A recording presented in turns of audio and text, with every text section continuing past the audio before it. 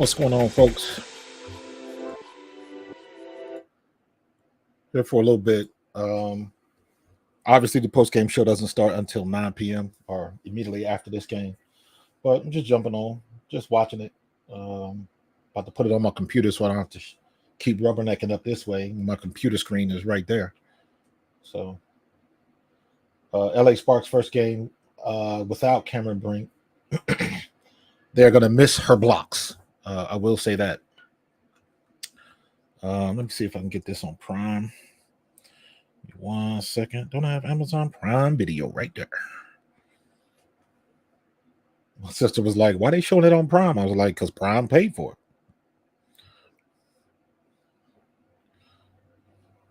it. Go right there. Watch live. There we go. 235 and yep. The web streams are always faster than the television. Now the television been on for at least 10 minutes and they're at 238, but here you're at 223 on my iPad. So the web streams are always faster. And yeah. And that's the web streams sync up with the computers anyway. So, but let me see. I got to get my web stream to update a little faster. Let's see if I can do that. ESPN scores, control use custom frame rate, shut down, refresh, read access. Custom frame rate. I got to check what that is. Custom frame rate. What is a custom frame rate? Frames per second. I don't know. Let's do it. See if that helps.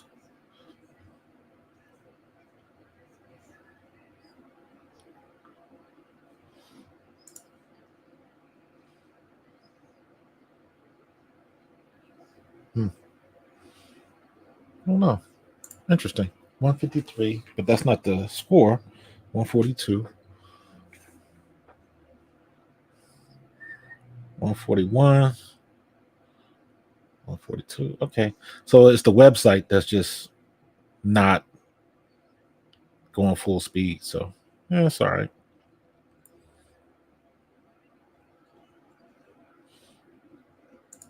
We'll make it work. Brianna Stewart with a rebound, bringing it down middle of the court, and she throws it away.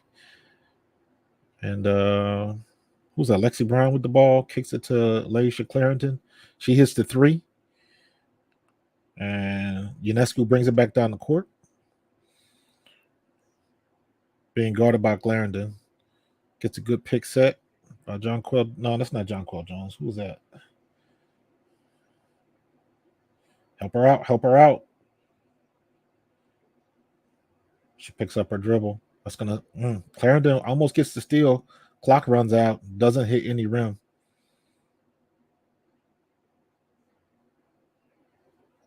Was that Rickea Jackson in the corner? Kicks it back to Clarendon. Nope. Kicks it out of bounds. Still blue ball.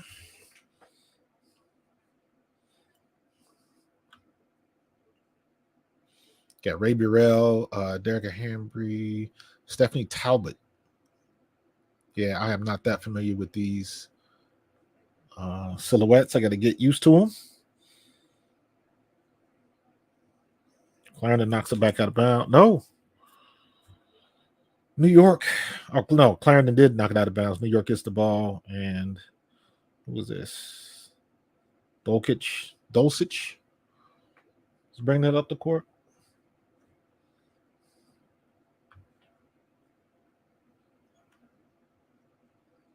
Gamecast. Who's on the court? Burrell, Brown, Clarendon, Talbot, Hamby. So I think that was Talbot. Lexi Brown has the ball right now. She gives it up.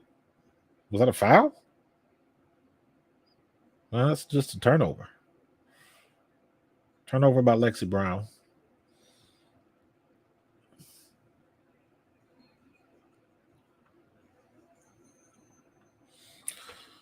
So I'm going to be in and out.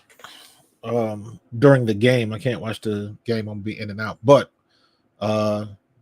the official on-stream live chat gets started at 9 p.m.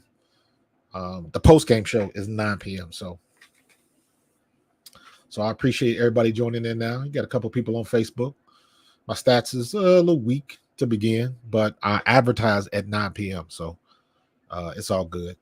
15 and 6 right now. I got 15 on Twitter, 6 on YouTube. So it is what it is. We're just gonna keep on moving. And while we're doing this, we might as well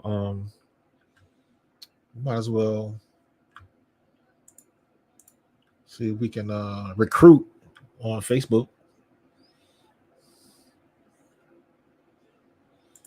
Let me see.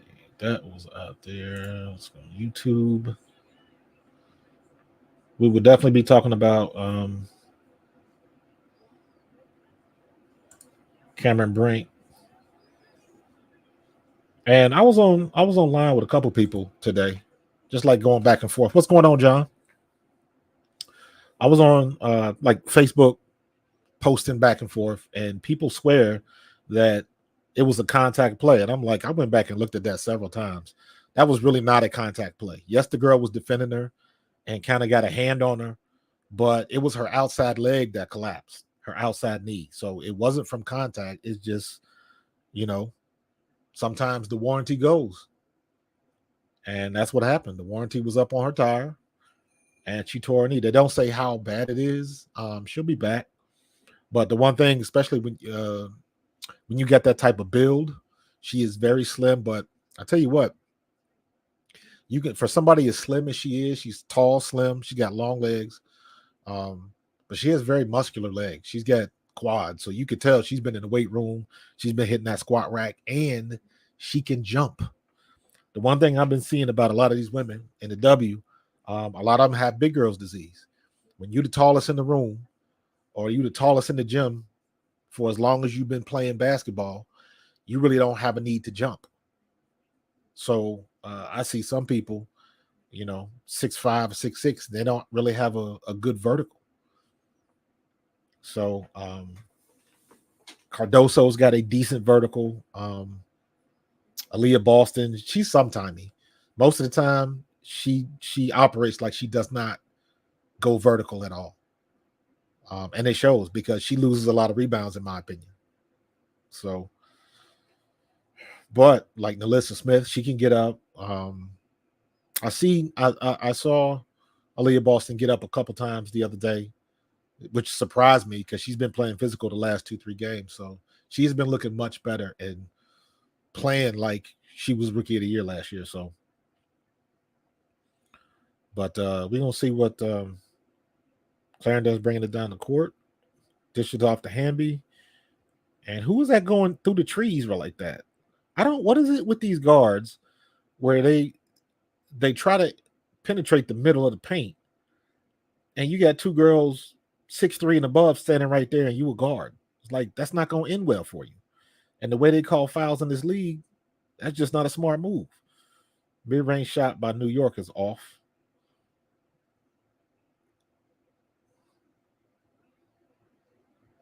And I got to go get these numbers again, man. They're killing me. Lexi Brown's got the ball. She dishes it off and rolls out. Couldn't convert. Brianna Stewart bringing it back up the court. She gives an ugly hezzy. She gets the foul, though. Body foul in the paint. On Talbot. So you got Talbot, Lexi Brown, Clarendon. Who else?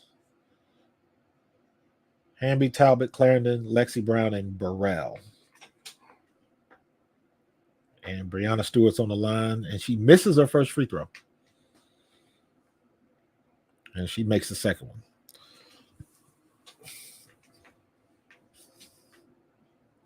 Yeah, man. They in the big leagues now, John. I mean, and let me be honest with you, that's a good point. But they are in the big leagues, and one thing that I've known,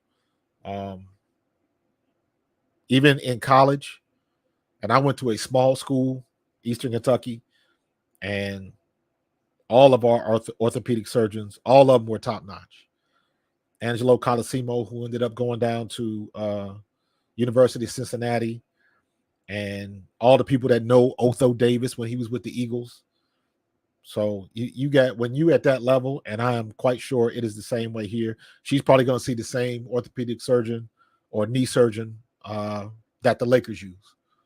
So most likely going to get somebody close to the team. So at this level, they get the best of the best, man.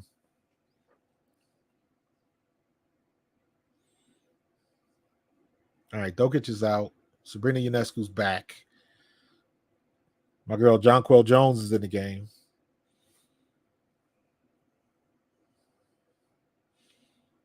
Kurt Pratt.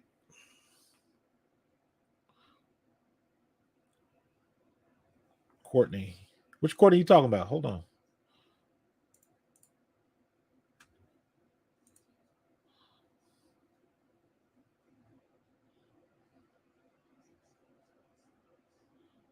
Cameron Brink. Vandersloot?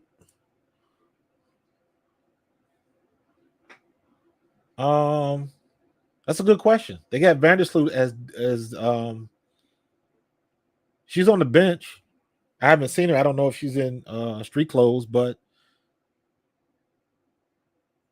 I don't know if they just didn't dress her. Lainey Hamilton's not playing tonight. She played the other night. Maybe they just getting rest.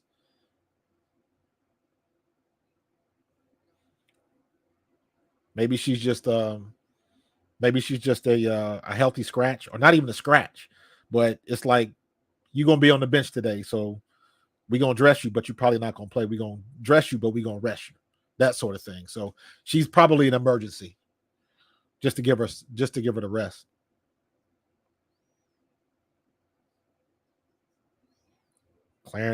Clarendon is like, clearly she can play, but to me she looks like kind of clumsy. She's not smooth with it at all. That was an ugly putback, but they got it. 1 point game. So Sabrina bringing it up the court. That's what I was trying to say. Come on, Jonquel. Babyface Uru. Yo, Uru Lee has got a baby face. She is a cute girl with a baby face.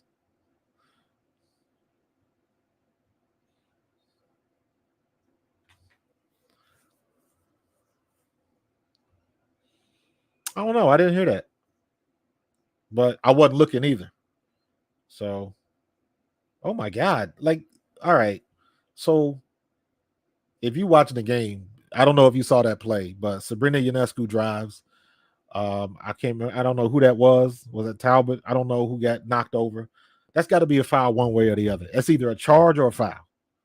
Her feet wasn't set, so that's a foul, or she dropped that shoulder and leaned into her, so that's a charge. You got to call one way or the other. That is the biggest issue with the W right now. All of this mess about people targeting Caitlin Clark, that's BS. Oh, I see you, Jonquel, with the fadeaway. I ain't mad at you. But all of this crap with the targeting and all of that kind of stuff, all of that, in my opinion, is because the refs are swallowing the whistle on obvious fouls. They did it last night. They did it the other day with Indiana, Chicago. Angel Reese got fouled. They didn't call it. Caitlin Clark got obviously fouled. They didn't call that.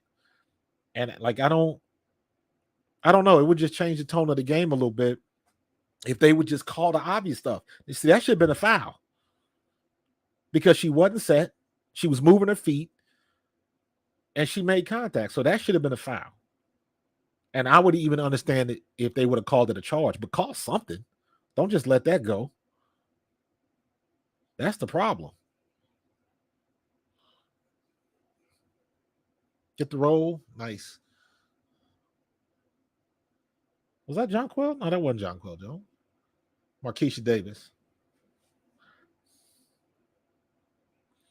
I must have start printing me out rosters for these games because the box scores on the computer don't really help because they just give the first initial, and I don't know everybody's first name yet. So I'm getting better though. Yo, Jonquel Jones is now one of my favorite players, man. I like her game.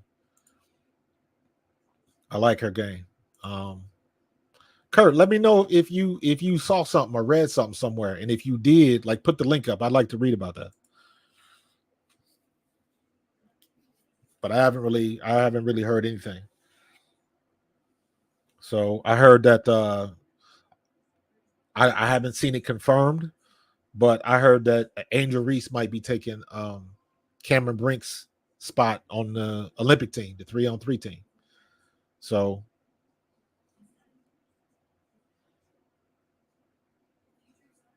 but we'll see.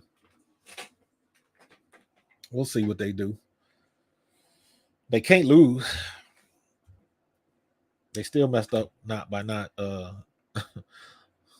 it's weird. I'm I'm torn on that with Caitlin Clark not being on the team.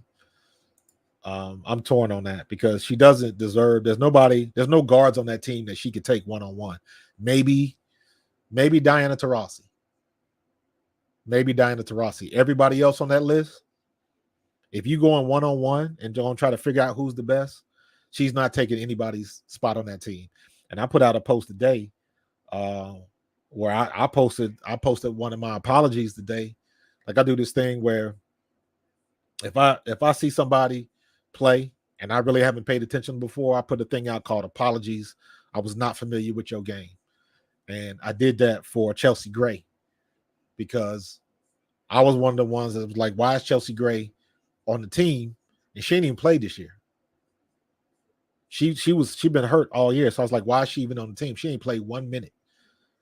At least Brittany Griner has been on the court for a couple games. But Chelsea Gray, man, I went back and looked at Chelsea Gray's tape. I was like, oh, that's why. That girl is nasty. That girl can ball. So I was like, I put a post up. I was like, it is. I said, my apologies. I was not familiar with your game because she is the truth. So, so she's back. Somebody that I would want to watch. So next time, Susan Sarandon in the house. They good with the celebrities.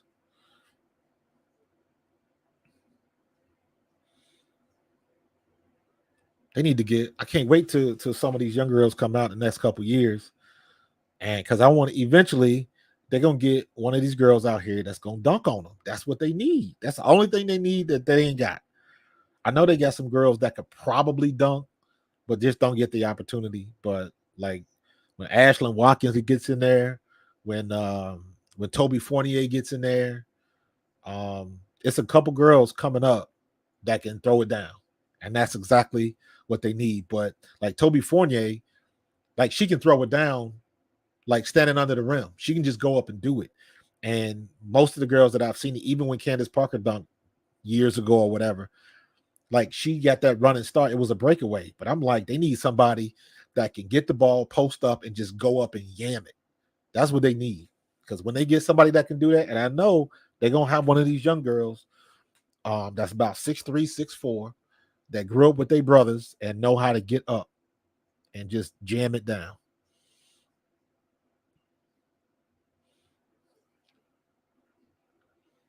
So, John, who you talking about? Pretty multi skill for a big. You talking about Angel Reese?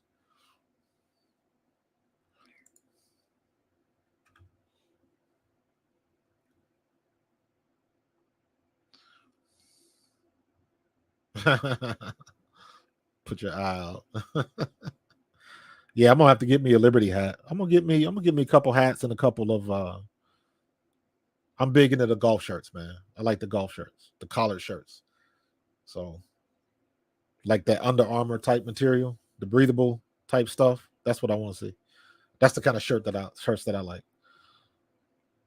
Ooh, give and go. They passing the ball too much. Make that shot. Nope.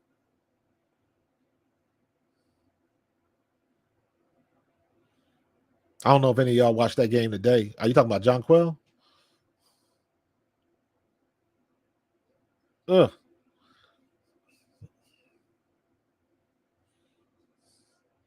Yeah, Jonquel Jones, Tammy Fagbenley, um, DeWanna Bonner is good and can run the court. So yeah, they got a couple bigs that are very athletic. That's what Indiana need. They need somebody that's Aaliyah Boston's size, but got Alyssa Smith's athletic ability. Because I think Alyssa Smith is only like 6'2", 6'3". I think she's 6'3". She might be 6'7" with that afro. But yeah, and Alyssa Smith can get up, and she's very athletic.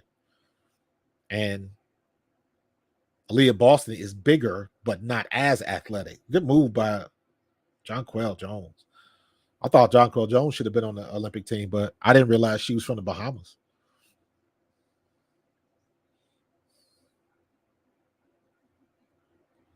Another steal. Nope. LA gets it back, kicks it out. Who's that? That's how you get. That's how you got to get a rebound, man. Who got that rebound? That's how you go up and get a rebound.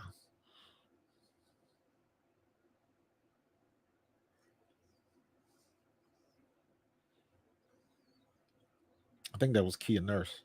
Kia Nurse missed a shot. That was Ray Burrell to get the rebound. Good shot.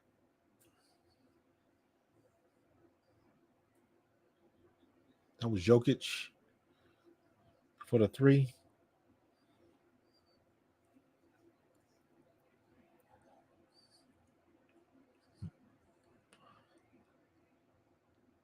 Hamby? No, that wasn't Hamby. That was Ivana Jokic makes the three, and then who was that? The computer's a little bit behind right now.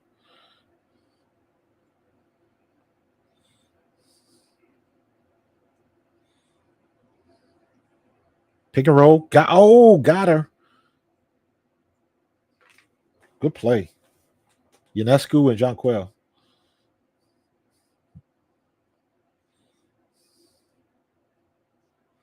Everybody likes to dribble under the basket and they get stuck. Now, why you gonna go against Jonquel? That was double dribble. Good grief.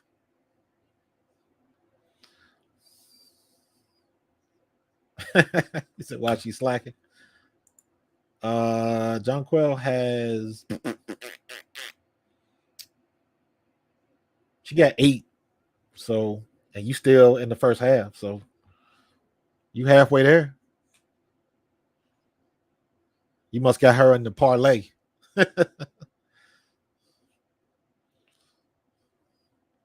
Yeah, the fever. They got it with Alyssa Smith, but for some reason, and I've read some stuff that said Alyssa Smith don't particularly like Christy Childs, so that could be something going on with it. But Alyssa Smith is a better rebounder than Aaliyah Boston, so um, it could be one of them things. Just you got to keep her on the team because she's under contract, and they just got to learn how to get along. So, not the first time, won't be the last.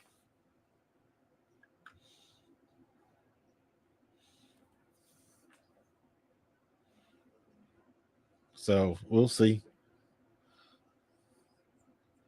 But New York, um, and I tell you what, man, it because so much focus was on Caitlin Clark, and everybody's focusing on how bad Indiana was at the beginning.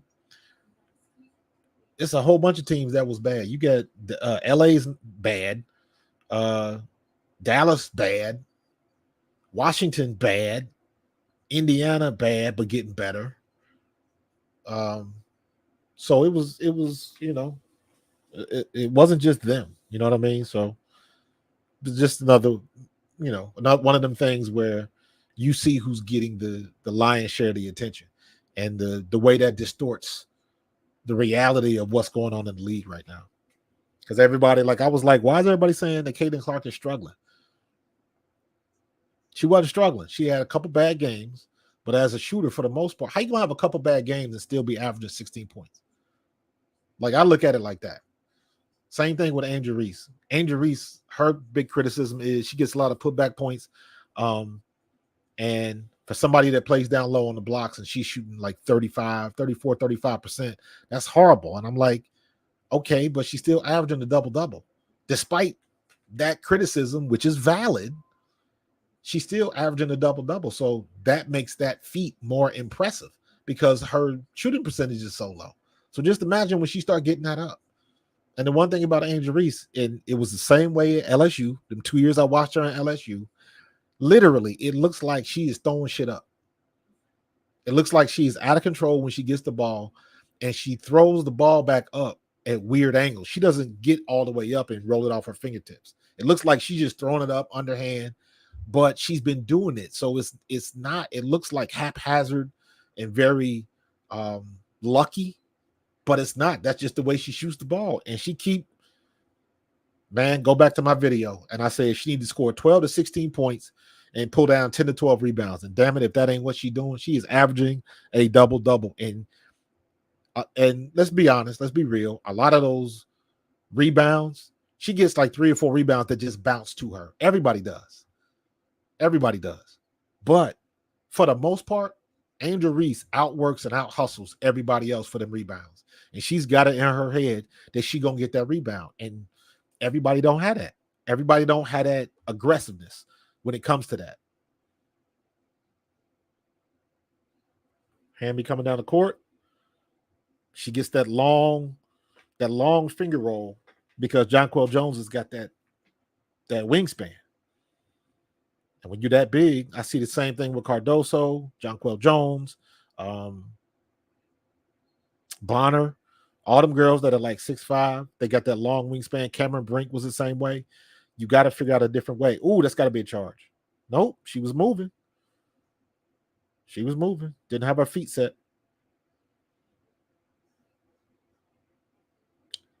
Did she have her feet set? Nah. She did not have her feet set. She was just getting over there. Nah.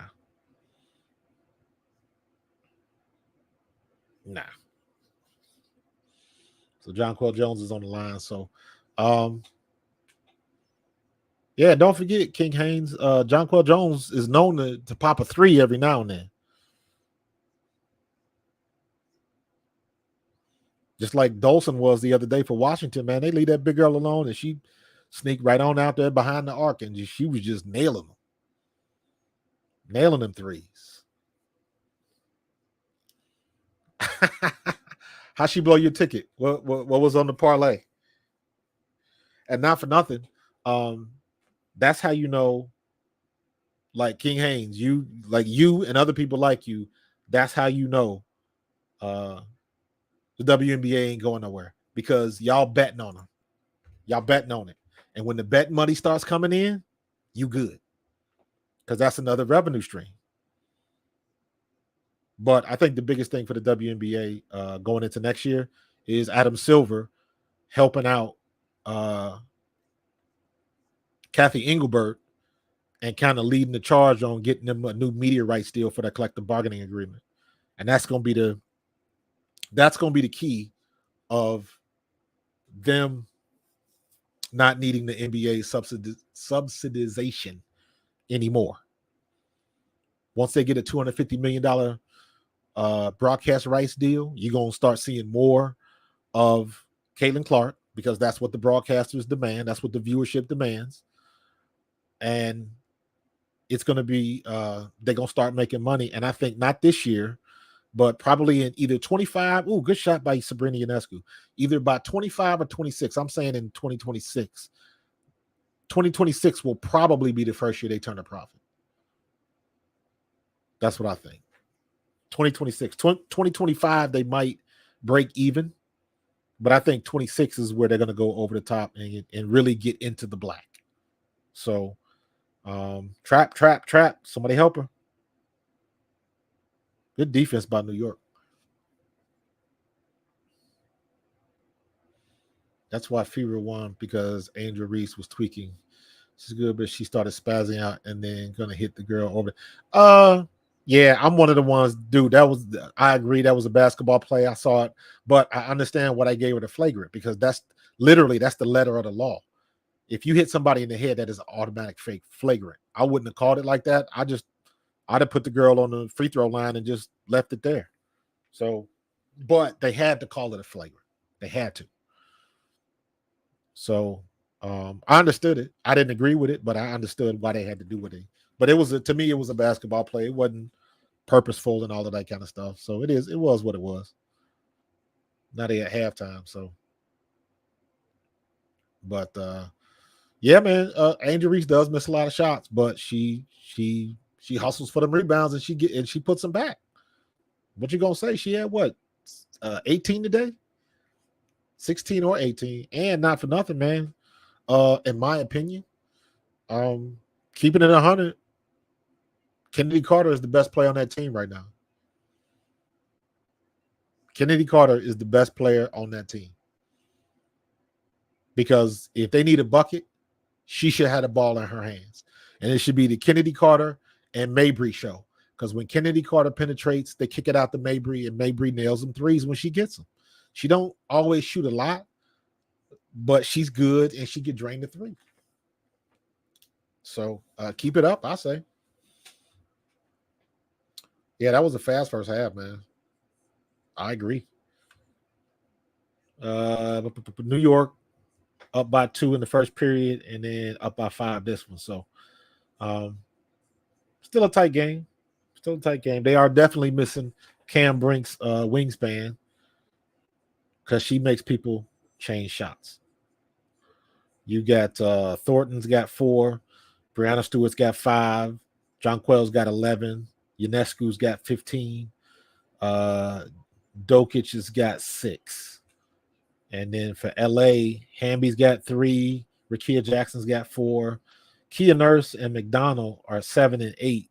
And then you got Talbot with 7 as well. So Lexi Brown's got nothing. Clarendon's got 3, and Ray Burrell's got 4. So LA shooting 44% from the floor. New York shooting 47.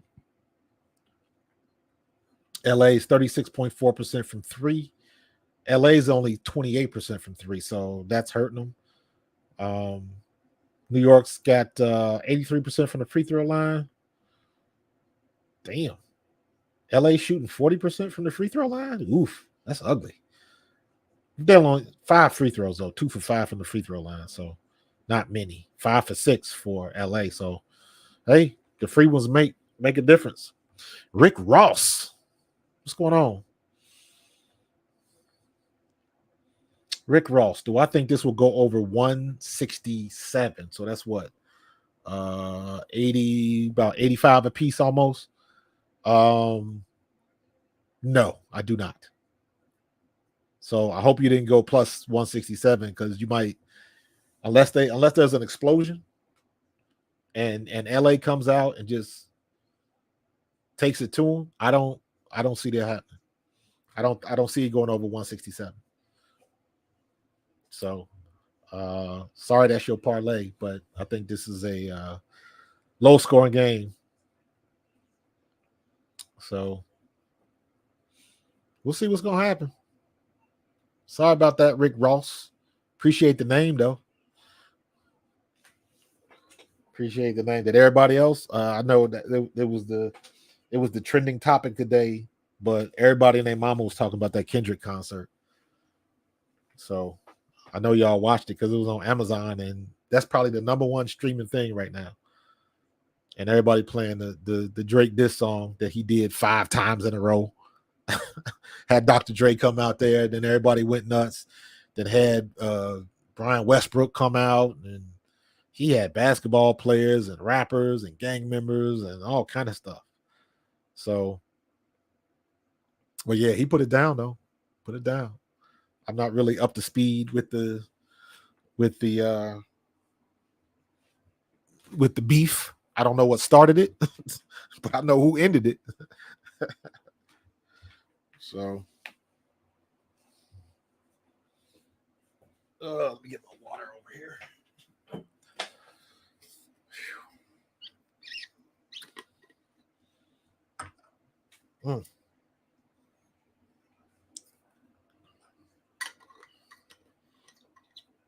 So what's going on at halftime? I gotta fix my my graphics aren't working right.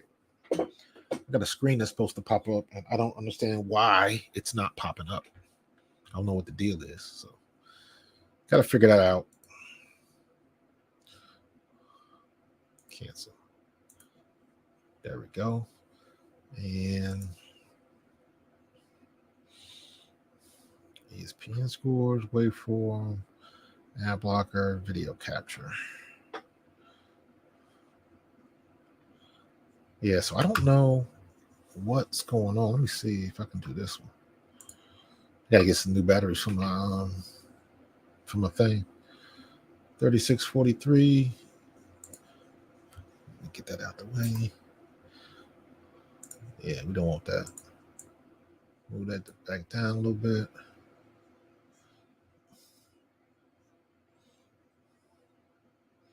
What else we got? I'm trying to find it. If anybody out there, yeah, technology is great when it works. Facts. If anybody knows a good like interactive website that shows the score, I've been rolling off of like ESPN and stuff.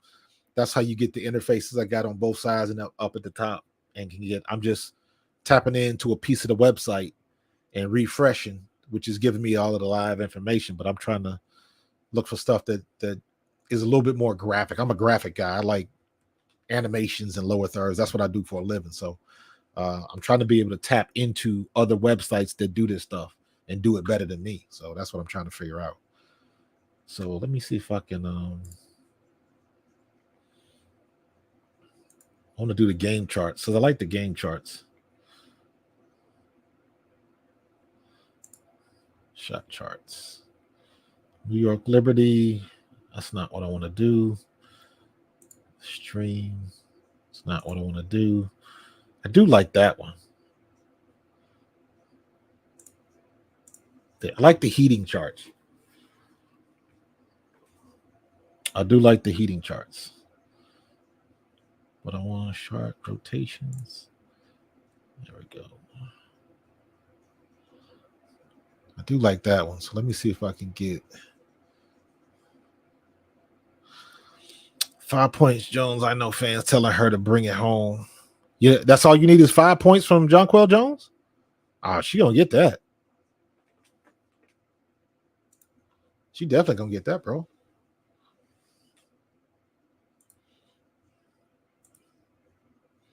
Let me see.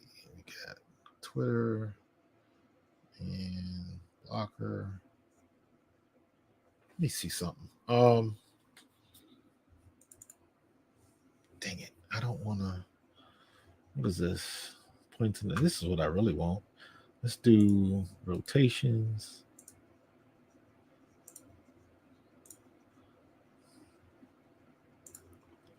Refresh. Let's get that. Copy.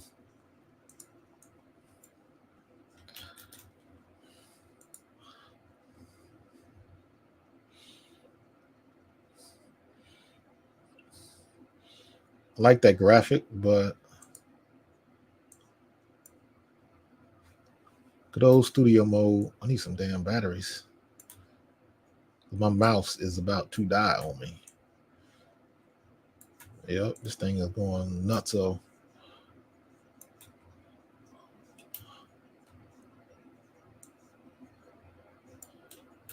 let's try this. There we go. There we go.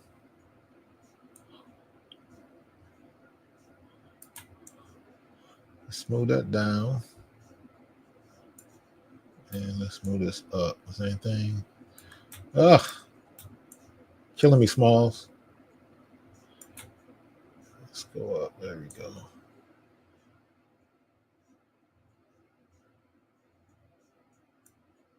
There we go. I'll live with that. I'll live with that. But I want another one. Like, yeah. So now we got less information, but I like this chart on the left. We might mess around with this. We'll see how we like it. Governor, I gotta see, man. I gotta figure out what, like, the Commissioner's Cup. The Commissioner's Cup Is that they win the first half of the season? Like what is the Commissioner's Cup? I gotta really stop and kind of look at that and figure out what's going on. So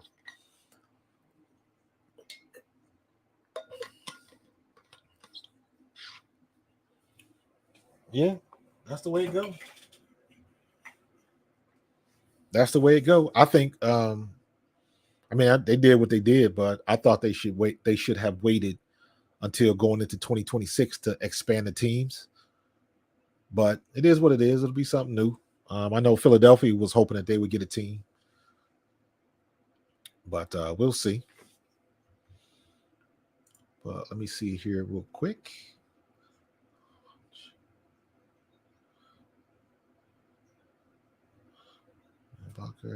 Hey, I tell y'all what, I will be right back. Go check on the wifey for a minute. I'm gonna be back in about 2 minutes.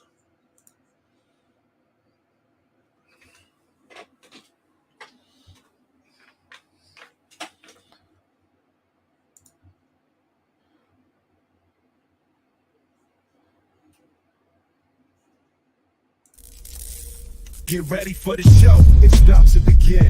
Pro fan talk when we dive right in. Sports talk, hot takes, ain't nothing we lack. We the real fans, nothing holding us back. Mic check, 1, 2, y'all know the drill. We bringing the energy, we keep it real. From touchdowns to liquid air on the slam dunks on the court. Every sport, every game, we holding down the fort. We breaking down the plays, dissecting the stats. Pro fan talk, we keeping it fat. Debating with passion, no filter, no doubt. We the voice of the fans, we scream and we shout.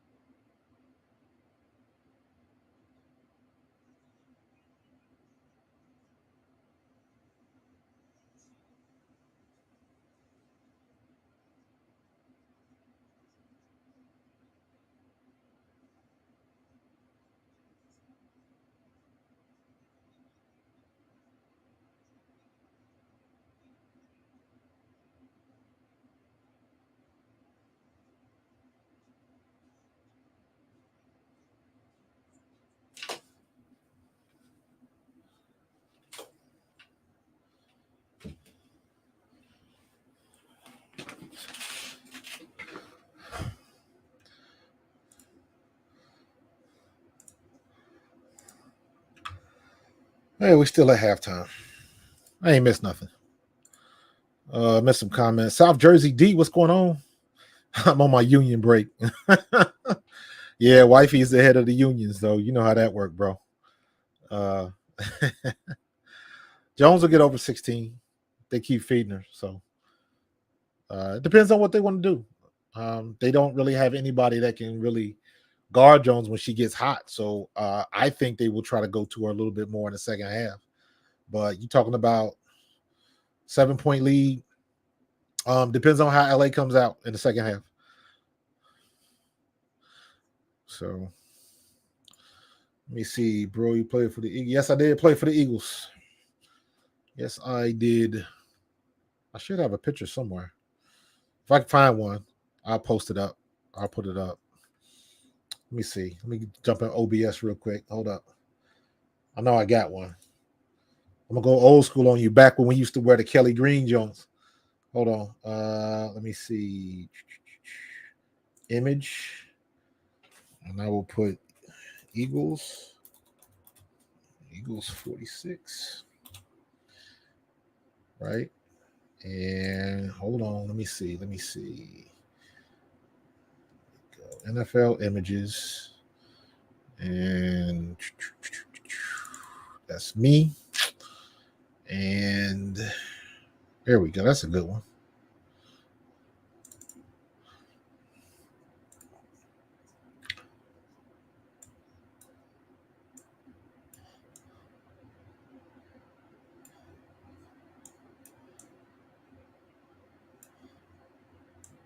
Oh, let's go back.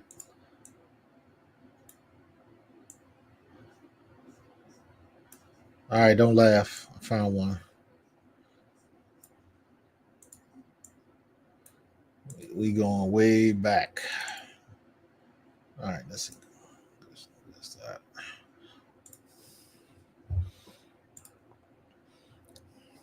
That's my shot.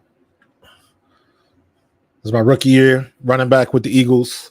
I played with Herschel and Seth and Randall Cunningham, Wes Hopkins, Clyde Simmons, Eric Allen, William Thomas, Willie T. Still one of my very best friends to this day. He was in my wedding. He was the best man in my wedding. So I'm still tight with him. Yeah, and a lot of other people, man. Did not play with Trot. I'm still good. I've become good friends with like Barrett Brooks, who played after me but won a Super Bowl with Pittsburgh. So yeah, man. I see G Cobb a lot. Who else do I usually run into? Vaughn Hebron. Me and Vaughn was roommates. We were the first two, not the first two, but I think we were the only two free agent rookies at the same position. We were both running backs, both free agent rookies, and we both made the team. That never happens, but we both put it down that year in '93, man. So Vaughn ended up going to Denver, won 2 Super Bowls down there with John Elway in them. So, but yeah, man, I played. I was there during the last piece of that gangrene defense. It was the year after Jerome Brown passed away. He got killed in that accident. So that was still kind of fresh in everybody's head. So yeah, man, it was cool. Cool. Go Birds, man. I represent my Birds. Don't get it twisted.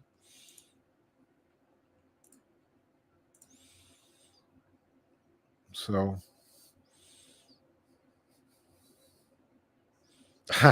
yo, King, is a funny thing with that 42. My number was 46, but back then it would be like over 100 people on the roster during camp. So they used to double up on the numbers, and I had 40. I rolled 42 all through camp, and then when I made the squad, that's when they switched me to 46 because they had drafted. It was a 3rd round draft pick. Dude's name was, I believe, his name was Mike Reed from North Carolina State. He was a defensive back. They drafted him, and they gave him 42. So he kept 42, and then they gave me 46. So my number as on the active roster of the Eagles that year was 46, but all of the pictures that I have are from with me running the ball or any clips that I got. They're all 42. I keep. I'm gonna do I'm gonna have a show one time, and I'm gonna go through all my highlight clips. I don't have many of them, and all of them are from preseason. But like I got a couple of clips from when we went to the Tokyo Bowl We went to Tokyo, Japan for the American Bowl. I had a good game that game, and then did a couple things in some preseason games. But for me, the last preseason game in '93, we played Atlanta, and I had 12 carries, like 76 yards and 2 touchdowns. And that was the game. That was the game where I made the squad on that game right there. So, so yeah, I did it. You know, I tell people I had a cup of coffee, but it's my cup of coffee, and I still made it to the top 1% of my class. You know what I'm saying? Go Birds. So appreciate that, man. I always laugh about that. Yeah, man. My twin sister lives in Atlanta, bro. So, yeah, got love for Mike Vick and what he's done and how he changed his image and all that kind of stuff, man. So, absolutely. Did John Quell did she score and she get and won? There you go. That's another point. So she on the line. She on the line shooting the free throws.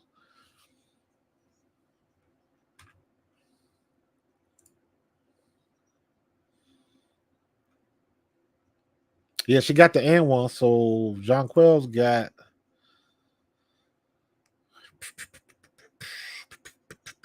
Vandersloot still hasn't played. Jonquel Jones has. I don't like the way they put this. Jonquel Jones got 14 points, man.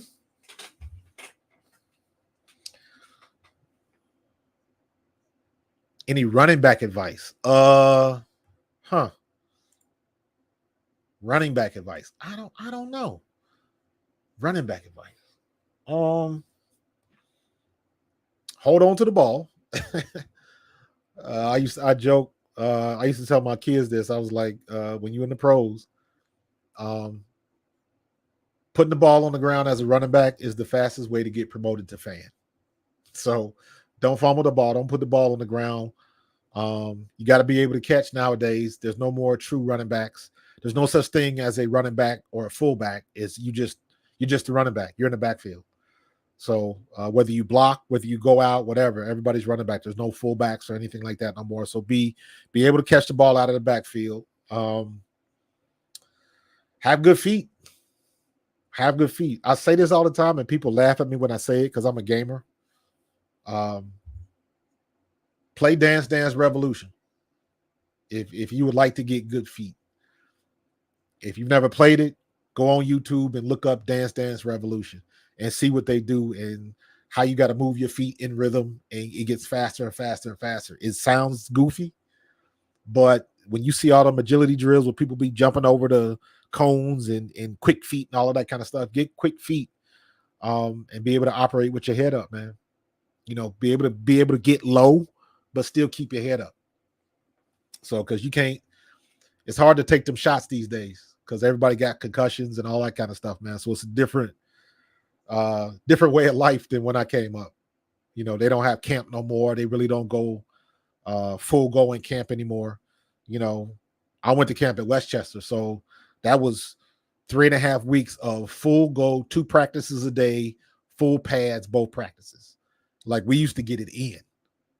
And the rookies, they used to feed us to the Sharks, feed us to the first team defense, and they could tee off on us, man. That was just how we ran our business back then, man. They don't do that these days. They get guardian caps now, and I don't even call them two-a-days. I call them new-a-days because they don't do shit. So, but yeah, man, just run hard. And when you see somebody coming to tackle you, hit him before he hits you, bro.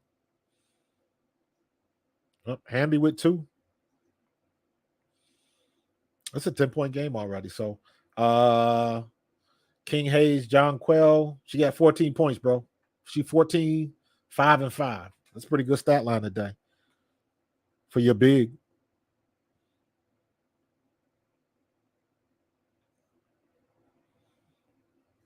And I tell you what, man, when these women shoot the 3, nobody gets in position for a rebound. Nobody. There's John Quell. Okay, so nobody gets in position for an offensive rebound. I don't understand that at all. Somebody got to move their feet. Take the shot, John Quell. Take the shot. Ooh, Brianna Stewart sneaks underneath. Good play. Good play by New York, man. That was sneaky.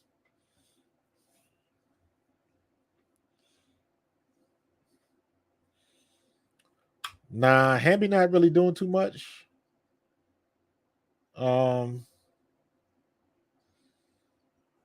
She got 5. She got 5 and 11. Good Lord. She got 5 points and 11 rebounds. Shit. Brianna Stewart just missed a easy layup.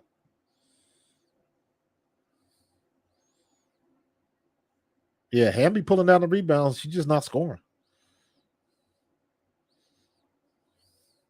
Come on with the flop.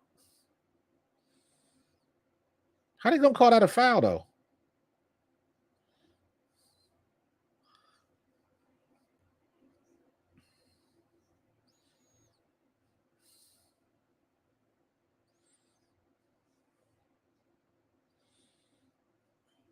Hmm.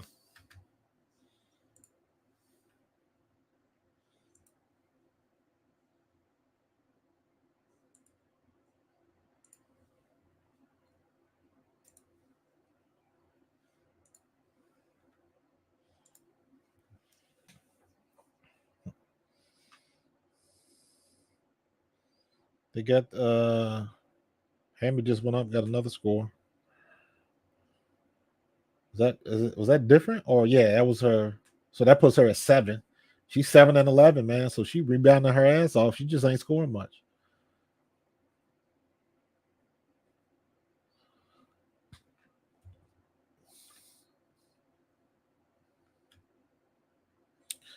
Lexi Brown got no points. And I always make a point to say that because Lexi Brown was on Gilbert Arenas' show. She be the main one on there talking cash shit about how the guys don't know what they talking about and stuff like that. And it's just like you see after all of the talk is done, and when you sit down and watch the games, you can see clearly who can play and who's just a guy. You know what I'm saying? So so we'll see. Yeah, Hamby's been balling, John. Hamby's been balling. Ooh, John, don't get me started on that, man. Don't even get me going down that rabbit hole, bro. I'm so sorry. I'm so sick of these damn refs. And this is something that Kathy Engelbert is really going to have to look at and make a change because it is very distracting the way these refs call games. It's worse than they are. I never thought somebody could be worse than the NBA refs. These refs are horrible. Horrible. They are way inconsistent. And so like I get and I look at it, my perspective is always different. I really don't have, yes, I spend a lot of time watching Caitlin Clark and I talk about Indiana, but would I say Indiana is my favorite team? Probably not. I don't really have a favorite team. I have favorite players. And Caitlin Clark really is not one of my favorite players. She's not in my top 5. She might be 6 or 7. But my favorite player is Arike. Arike, then Sabrina, then Jewel Lloyd, Kalia Copper, Jonquel Jones, and then Caitlin Clark, and then Angel Reese, and also Aaliyah Edwards, somebody that they don't talk about enough because she on a bad team. So, you know, I'm new to this, but I'm trying to pay attention. And because I played at the pro level, my there she go. That's what you needed, King. That's what you needed. That was a 3 by Jonquel. So she had 17 points. You good, right? You get paid?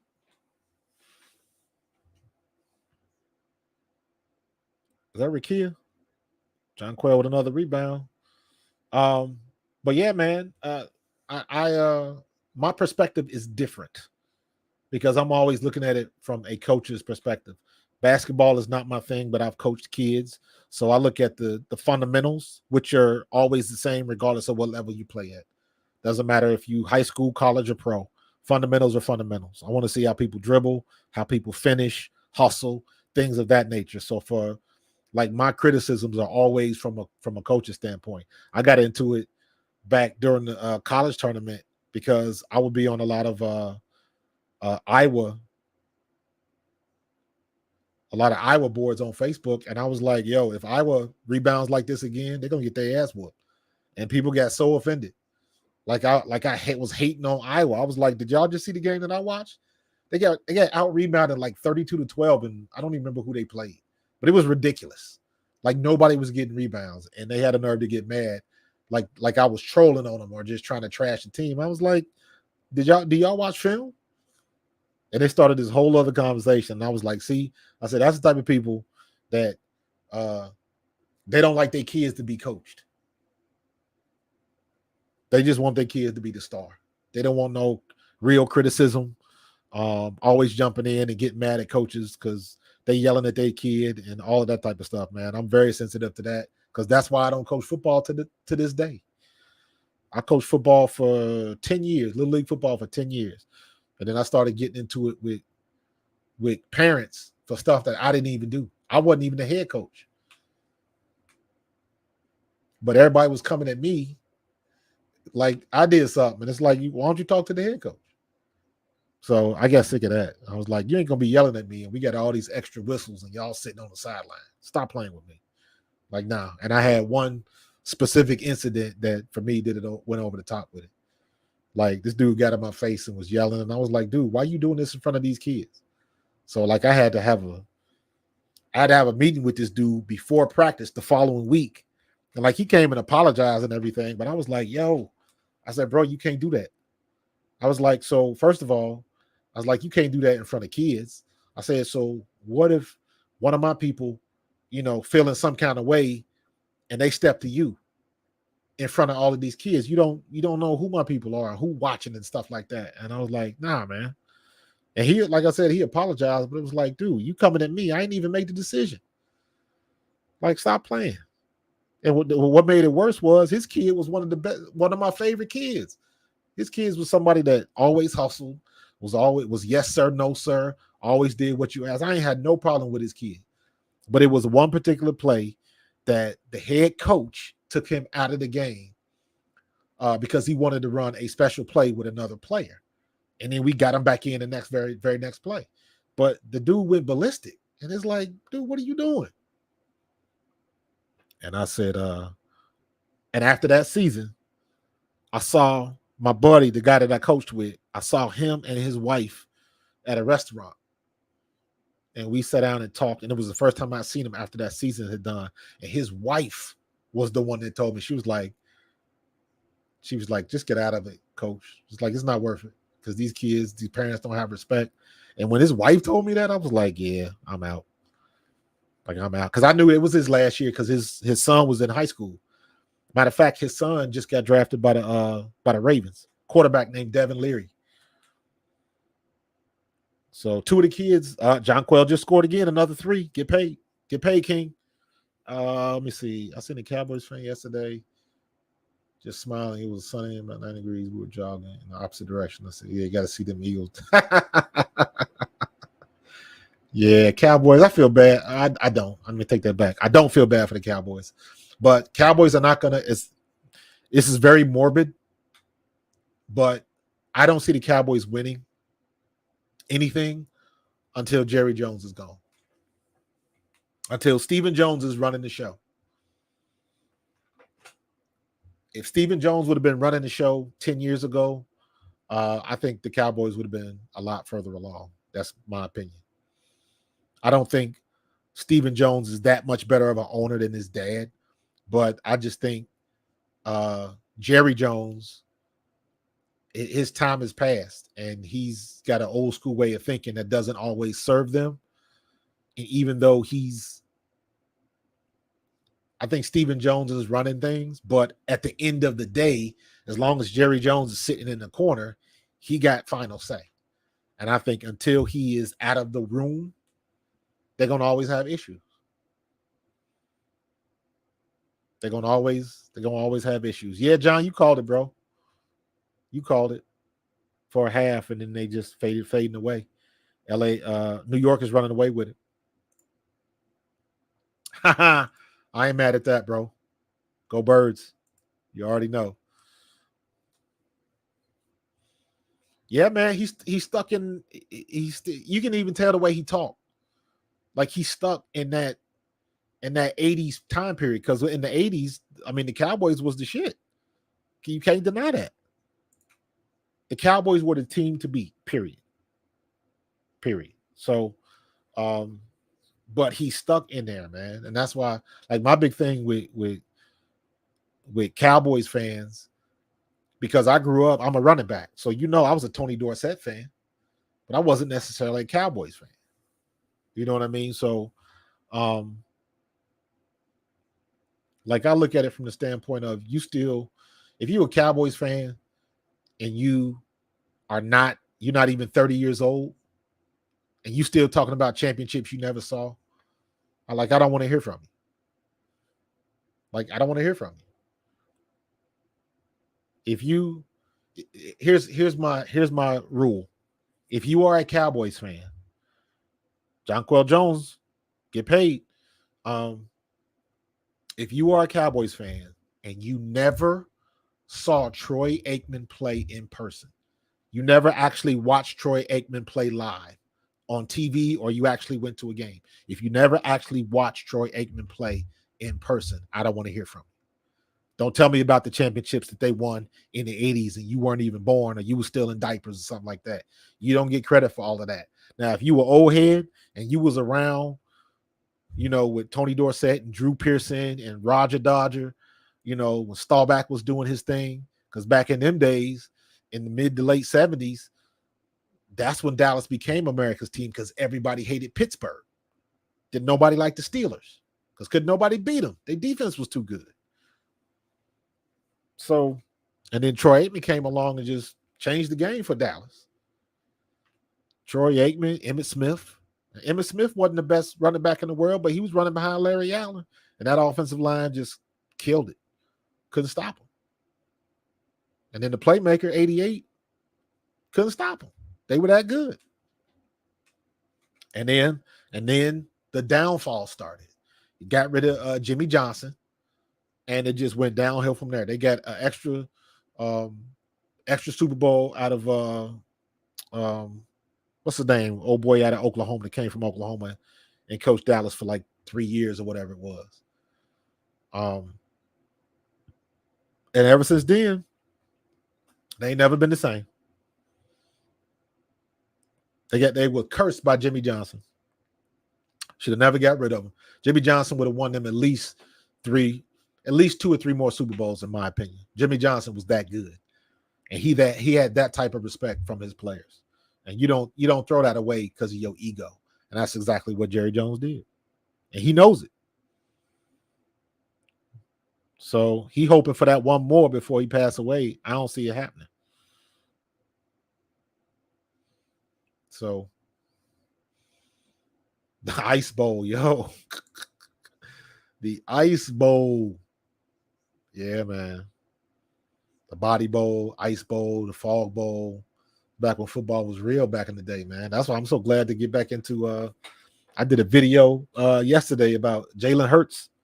People still up here in the Philadelphia area talking about does Jalen Hurts not like Sirianni or whatever. I was like, man, if y'all don't go somewhere with that nonsense. People are funny, man. So people are funny. But I can't look for we got 30 days till training camp start. And that's gonna come quick. And then before you know it, we'll be packing our luggage, getting ready to go to Brazil.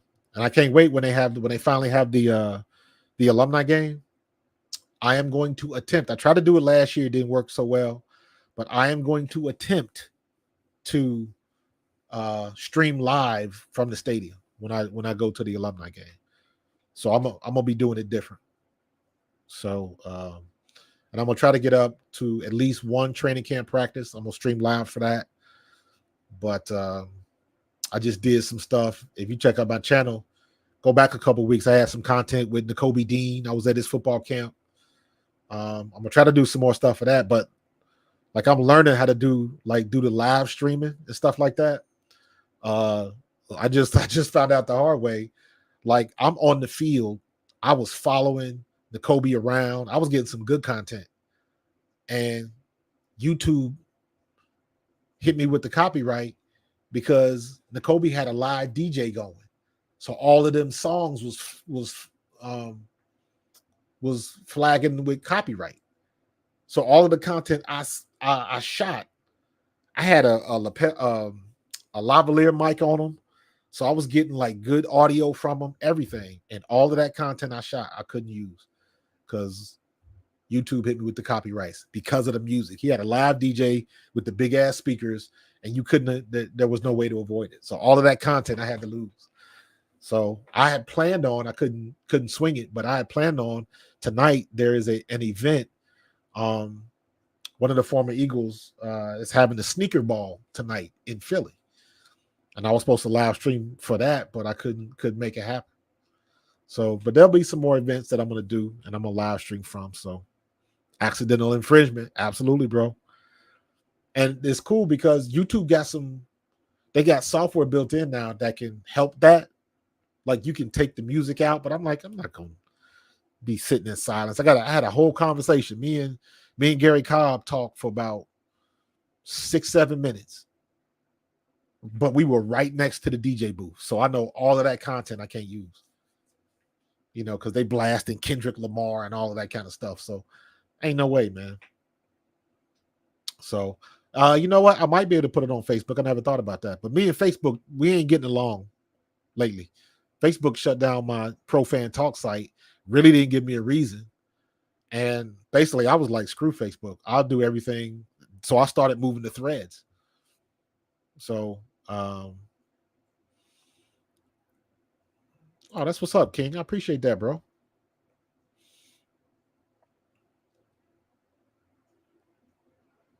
She did her dollar. She got you paid. I ain't mad at that, King Haynes. Hey, man, I appreciate you, King Haynes. Go Birds, man. Yeah, pay attention, man, because once the WNBA season, I'm gonna be going full tilt with the Birds. So for sure. So I appreciate you, man. Don't be a stranger, man. So, but South Jersey D, that's a good idea. I might try to do that. Put it on Facebook. But like I said, me and Facebook, yeah, we having issues right now. So I ain't real happy with them. Like they just suspended my channel, just said it was because of an AJ Brown video. And I'm like, what AJ Brown video? And I don't put videos, I put YouTube links. So it had to be from one of my YouTube videos. But I'm like, why would that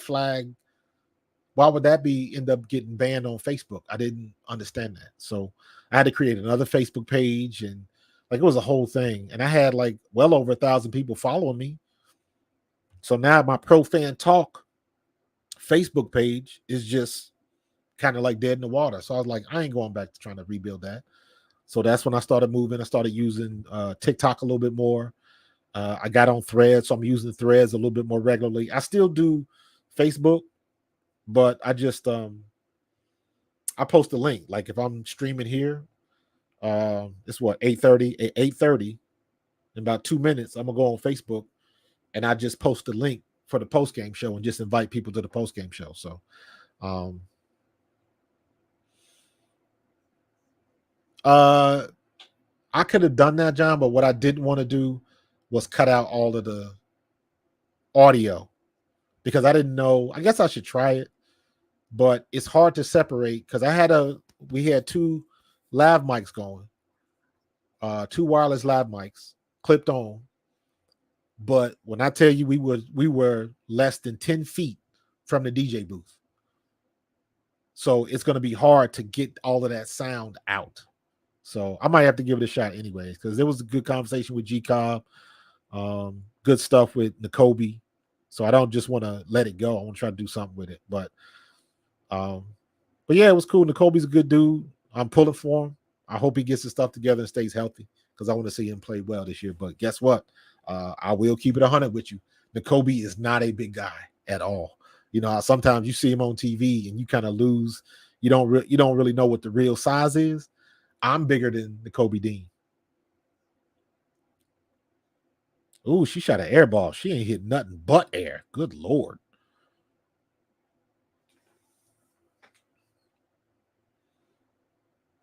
Yeah, John, that's what I was thinking. It's too much. And we talking loudspeakers. We talking about like them loud Jones. You know how DJs do when they get like a wedding set up. It was loud out there because we were out on the field and it was just had to keep going and couldn't do nothing about it. So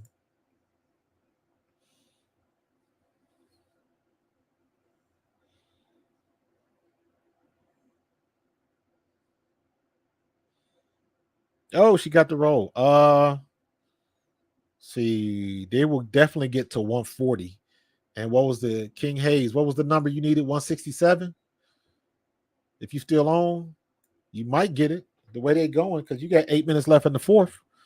So you got plenty of time. Got plenty of time.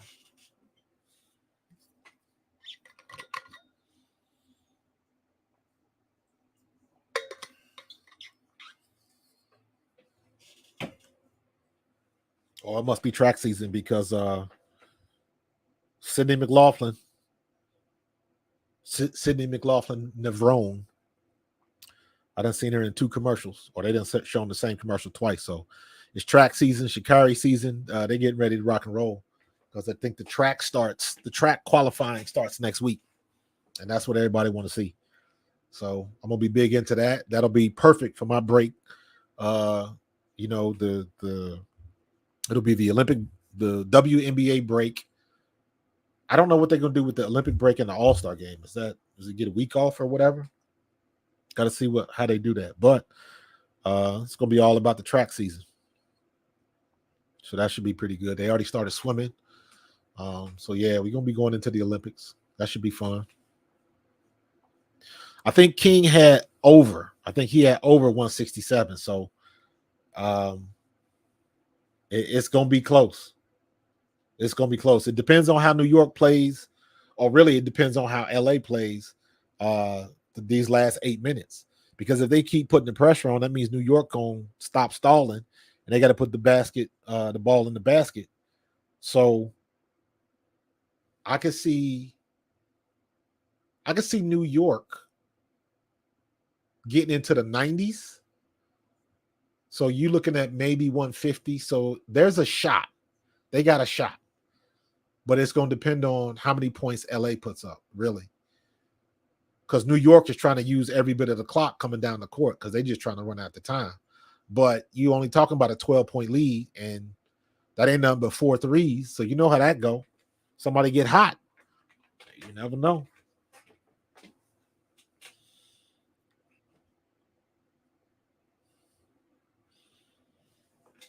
Yeah, and the Kobe Dean, he is, like I said, man, he is not a big dude.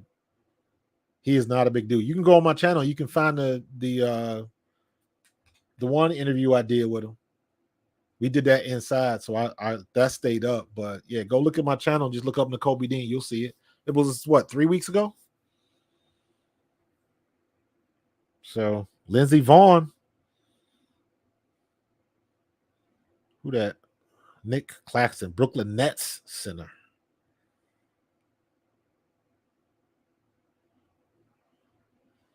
Is that Hannah Storm?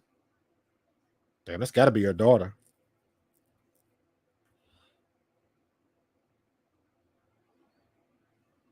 I didn't know Hannah Storm was with her brother.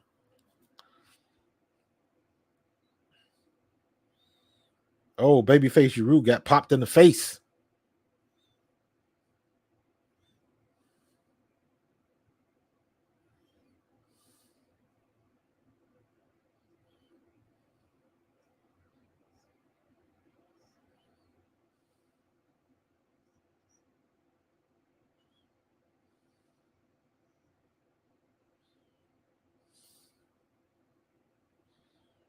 Good hustle by Sabrina. She pops the 3.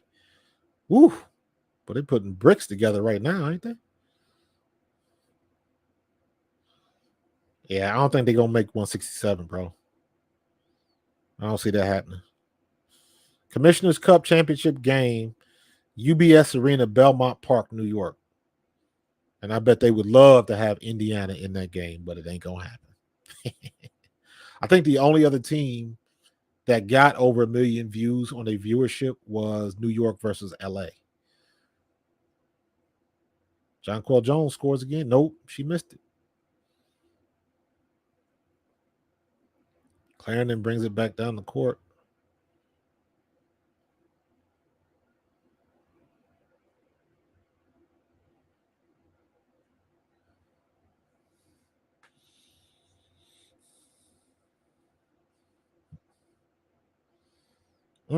Ooh, good defense.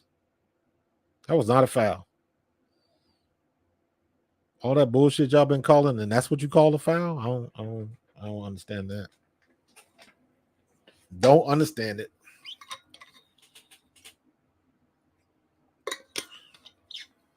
Let me go back and look at his post. I think he said over. I could be wrong. Vice.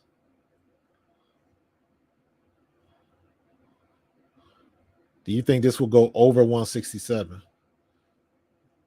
So maybe he did play the under. I don't know. That was Rick Ross. Rick Ross, if you're still in the room, what's your bet? Is it an over or under?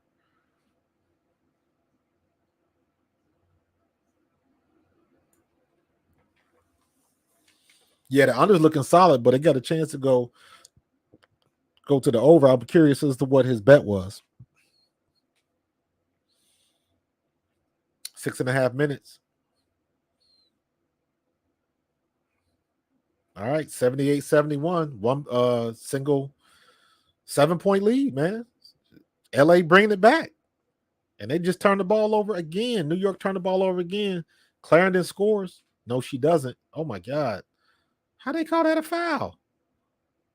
How they call a foul if she missed a shot? Like what? I don't understand that. I don't understand that call.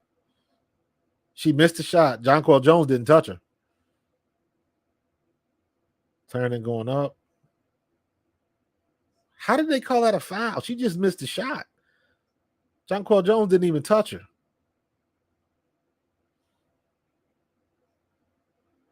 I don't know about that. That was a weak call. Very weak call. What my stats looking like? Yeah, all right. 31-15. Got more people on Twitter. It's all good. Shoot, even when I'm streaming, man, whenever I stream Indiana and Caitlin Clark, my numbers go through the roof. So, that's funny. Yeah, John, it's ugly, man. These refs are horrible, and they got to get better because they're gonna be a lot more mainstream and be on TV, on network TV, a lot more next year. So, good shot, Stewie.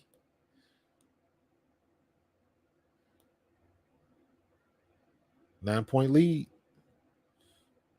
Off. Oh, the ball got stuck.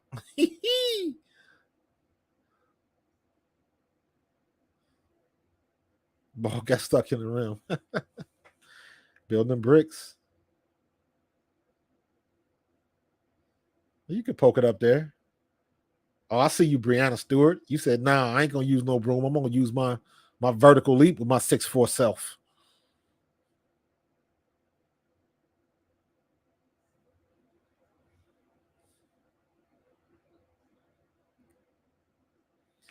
Brianna Stewart got 14. Jonquel Jones got 22, and Sabrina's got 28. Damn. Sabrina Ionescu was 10 for 18. 55%. That's impressive.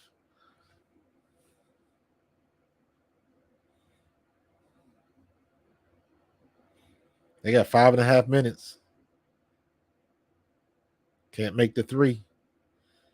Reset the shot clock. Hambry with the reverse, and she gets it. 81-75.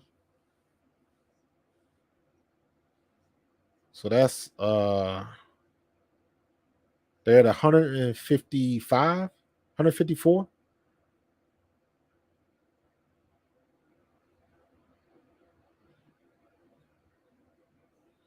156 points. So they need 10 more 12 more points between the two of them. They can get that.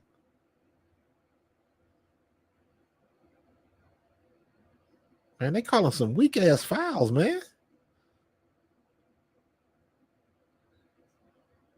I mean, come on now. She got 4 fouls. Like, I don't understand some of these calls they getting. That don't even make sense.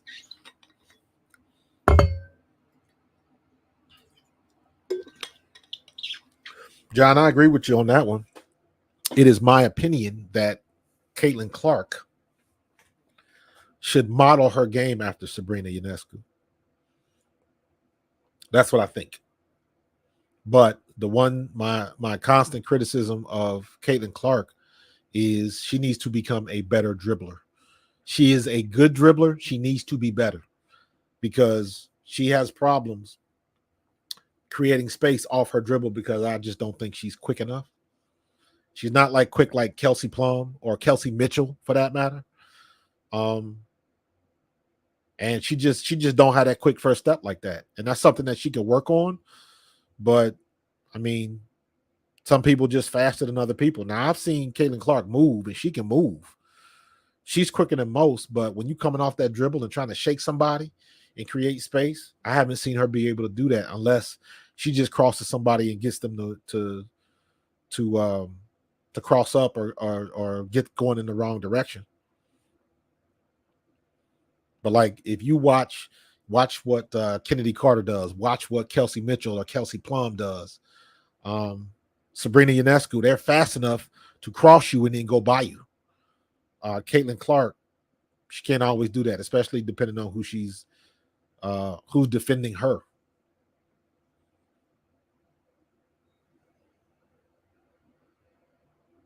Breanna Stewart gets the foul. She's going to the free throw line.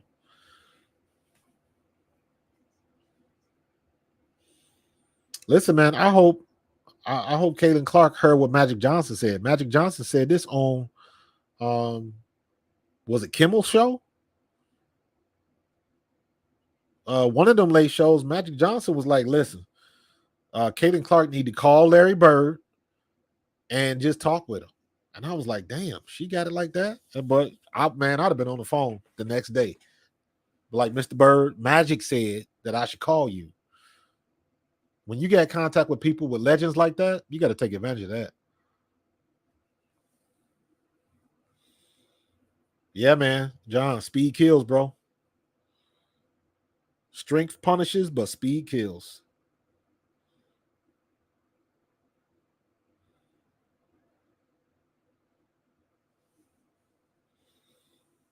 Yeah, they stuck. 3.5 minutes left.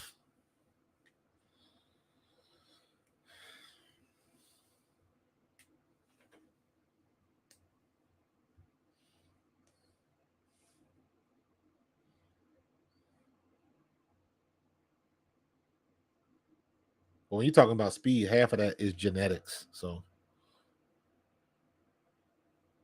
now how was that not a foul? Like, damn. How was that not a foul? I don't get that. They've been calling us all of this other BS. And how can that not be called? Then they get Jonquel Jones on the other end. I'm like, that's bullshit. These refs are, they garbage, man. They take you out of the game. Horrible. Horrible. There's no way I could bet on this because of the refs. Because the refs are that bad. Why do women always get underneath the rim? I don't get that. I saw it in the college game. Camila Cardoso did it. Both years I saw her with South Carolina. Lauren Betts did it with UCLA. What is it? Audi Crooks did it with Iowa State. They literally get underneath the backboard and they have to jump out to try to get the ball in the bucket. And they just out of position. And I was like, these girls have got to have better spatial awareness than this. Like, I don't understand that at all. Opposite day.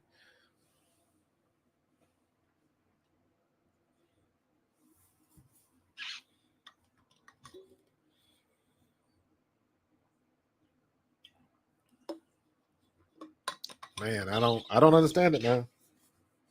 They just make the situation harder for themselves. And I see a lot of people do it, so I don't get it. I know coaches ain't teaching that.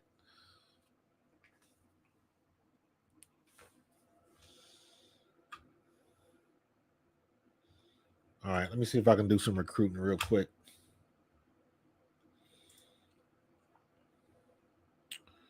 Where we at? Let me see. Go to my channel. Get your channel. And we ain't even gonna turn it on. We're just gonna share it.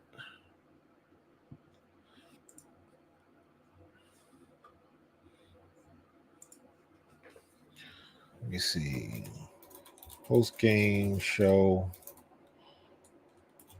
at 9 p.m. EST.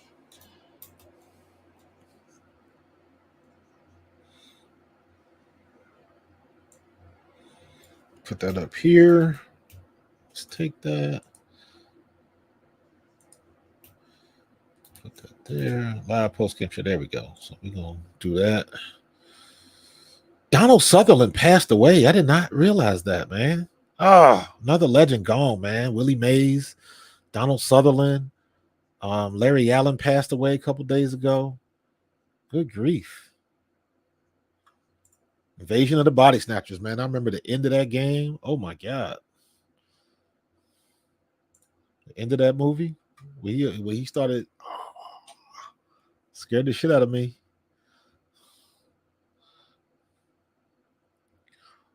Let me see. What's on my mind? Let me see. Oops, not live. Ooh. So let's see. Let's go. Let's just copy and see if we can go live at 9 p.m. Oop. View. There we go.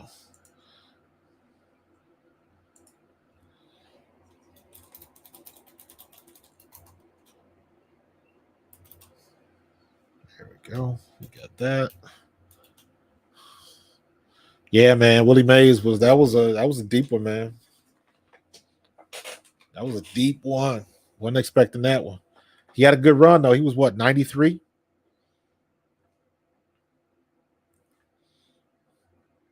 So yeah, he had a good run.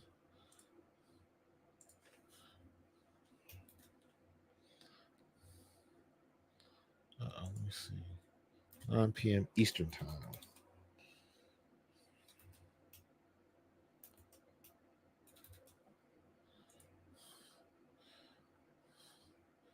Man, look at LA trying to come back. 6-point game. Man, it's still a game. They better quit messing around.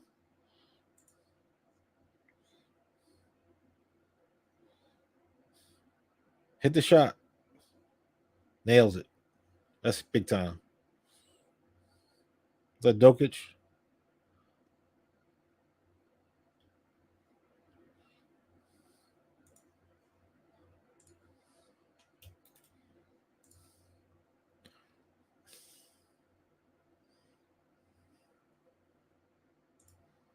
All things WNBA.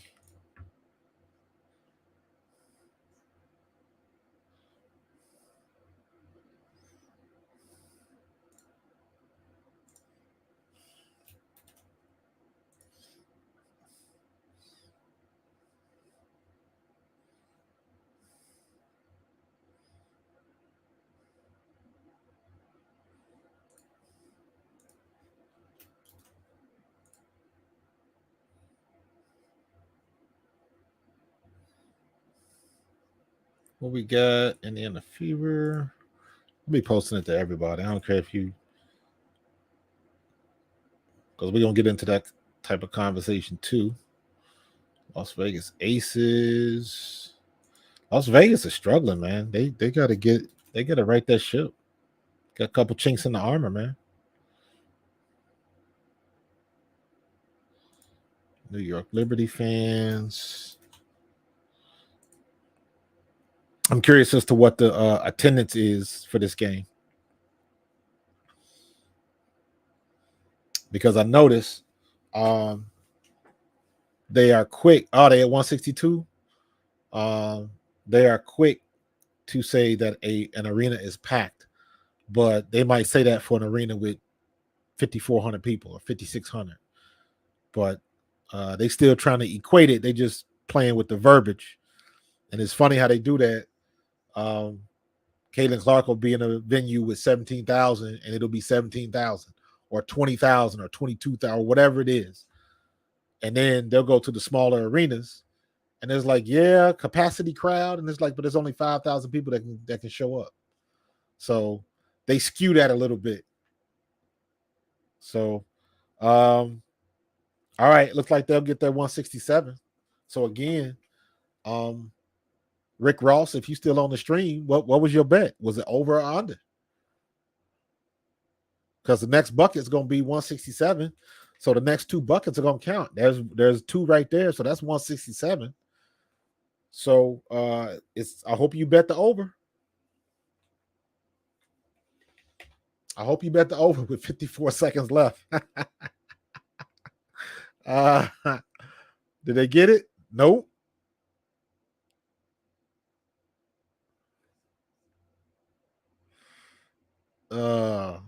So they'll get it. They'll get it. 12K. But are they at capacity though? That's the question. Are they at capacity?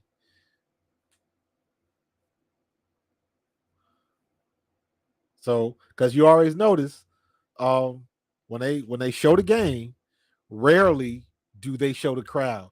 Rarely do they come off that bottom rung of seats, because those are whether the rest of the stadium can be empty, but them seats right behind the bench, there are always people there. So they keep that angle tight, so you can't tell how many people are in the room. Because I watched the game earlier today, and one of the content creators I watched, she was actually at the game, and you could see in Chicago, like, it was a lot of empty seats. But I heard him say on the broadcast that it was a capacity, and I was like, they may have bought the tickets, but they damn sure ain't in the building. You can see that easily. It was a lot of empty seats in there. So I'm trying to look around in the background, and it looks like New York is packed. New York will show up. Las Vegas will show up. It's everybody else. And what's going to happen is, what the real thing is, after this break, after this Olympic break or All-Star break or whatever you want to call it, then you're going to really see which teams can keep that following, because that's going to come into play going into next year, because they got to get these average attendance levels up.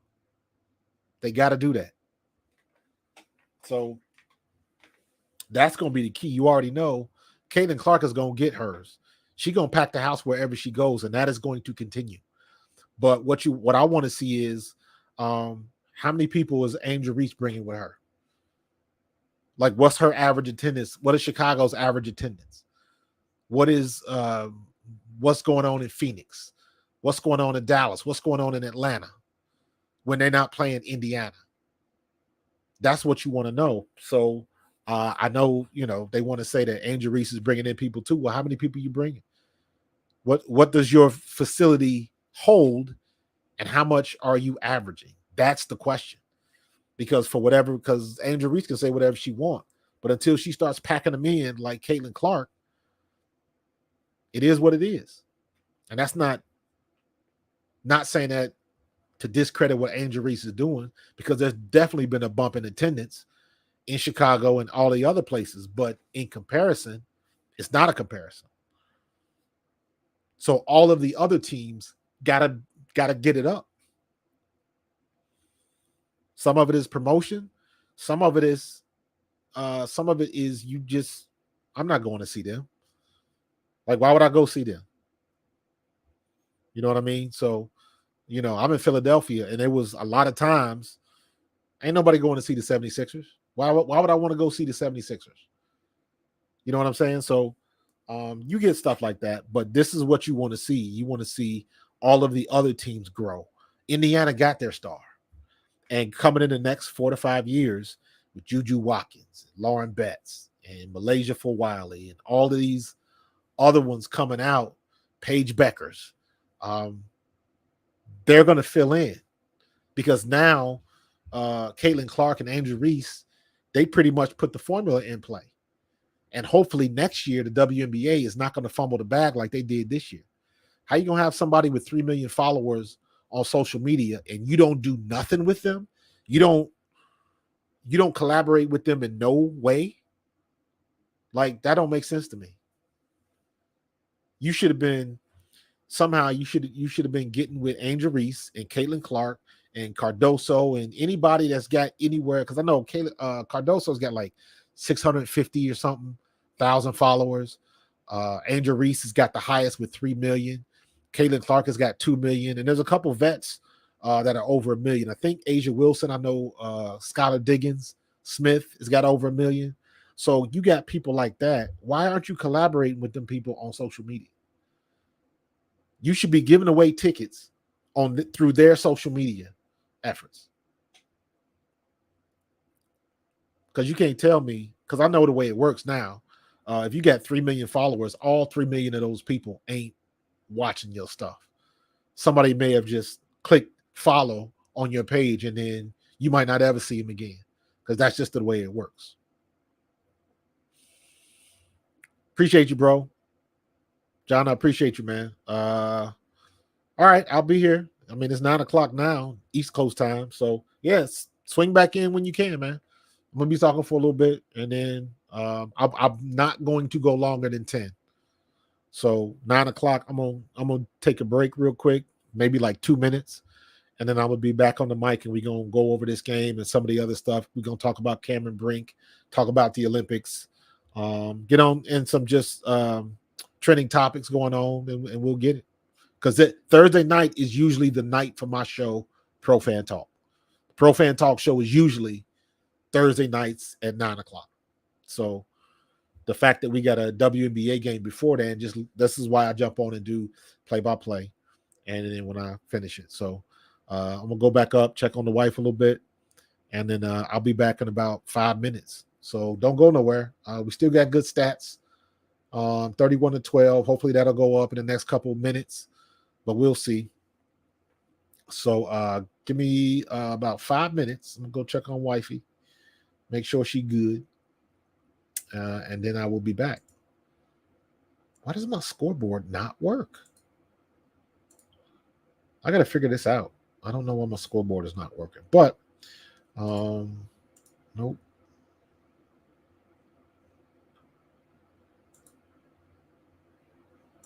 Huh. All right, we'll do it like this.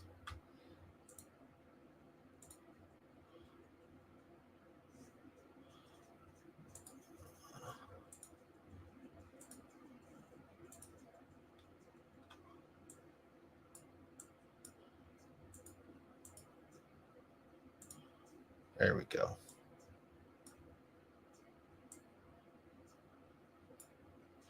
All right, we're going to switch up. I'm going to be back in a minute.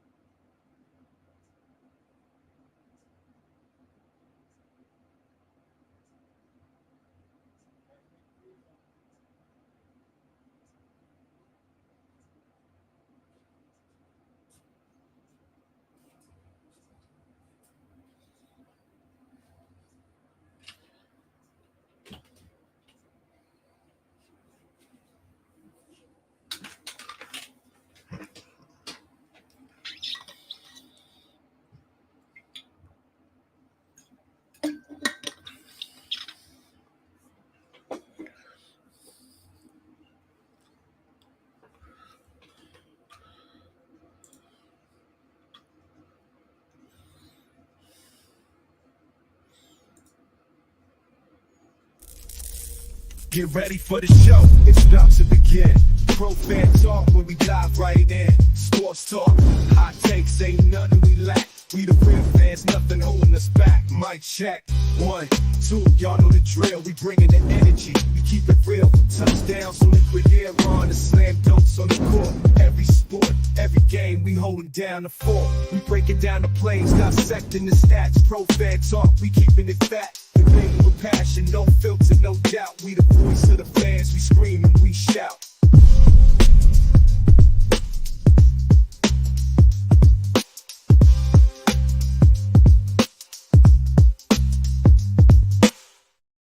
What's going on, man? We are back. We are officially in the post-game part of the show. Good game tonight. New York took care of business. Took down LA 93-80. Pretty much LA tried to make it a game a couple times, but they could not get over the hump. And LA just couldn't get it done. They do miss Cameron Brink. Cameron Brink tore her knee. We're going to get into that a little bit. And that's just, the way things went down. Let me see. Let's go into the box scores. And Jonquel Jones, another solid effort. 10, 7, and 8 with 2 steals. She didn't get any blocks. Brianna Stewart added 17. She was 17, 5, and 5. Sabrina Ionescu lit it up. 31 points, 31, 2, and 9 assists. 1 assist away from a double-double. So great stat line by Sabrina Ionescu. Ivana Dokic, she dropped 12. So she had some quality minutes. And, Rakia Jackson for LA had 6. Their top scorer was Ari McDonald. Hamby didn't do too much. She only had 9 points, but she had 11 rebounds. So 1 bucket away, 1 point away from a double-double for her. So she had a pretty decent stat line, even though she's been known to score a little bit more than that. But yeah, it was Ari McDonald. Lexi Brown didn't do nothing. Ari McDonald, Kia Nurse, she had 7 points, so that was okay. Ray Burrell and Zia Cook, 11 and 13 respectively. And of course, everybody knows Cameron Brink is out with a torn ACL. And just an unfortunate event for her, man. It was just wasn't a lot of contact in that play. And it's a shame because that sucks, man. I don't want anybody. I hate seeing people get hurt like that. And I know that's the nature of the beast. Things like that happen. Things like that happen, and there's not really anything you can do about it. It is what it is. So I'm trying to run through my little video, the one that I put up. Give me 1 second. I can try to bring y'all into this. Is it gonna let me? Second monitor. Oh, there we go. Look at that. So yeah, this is what we're doing. Let me see. Let me back that up a little bit. And is that going to run?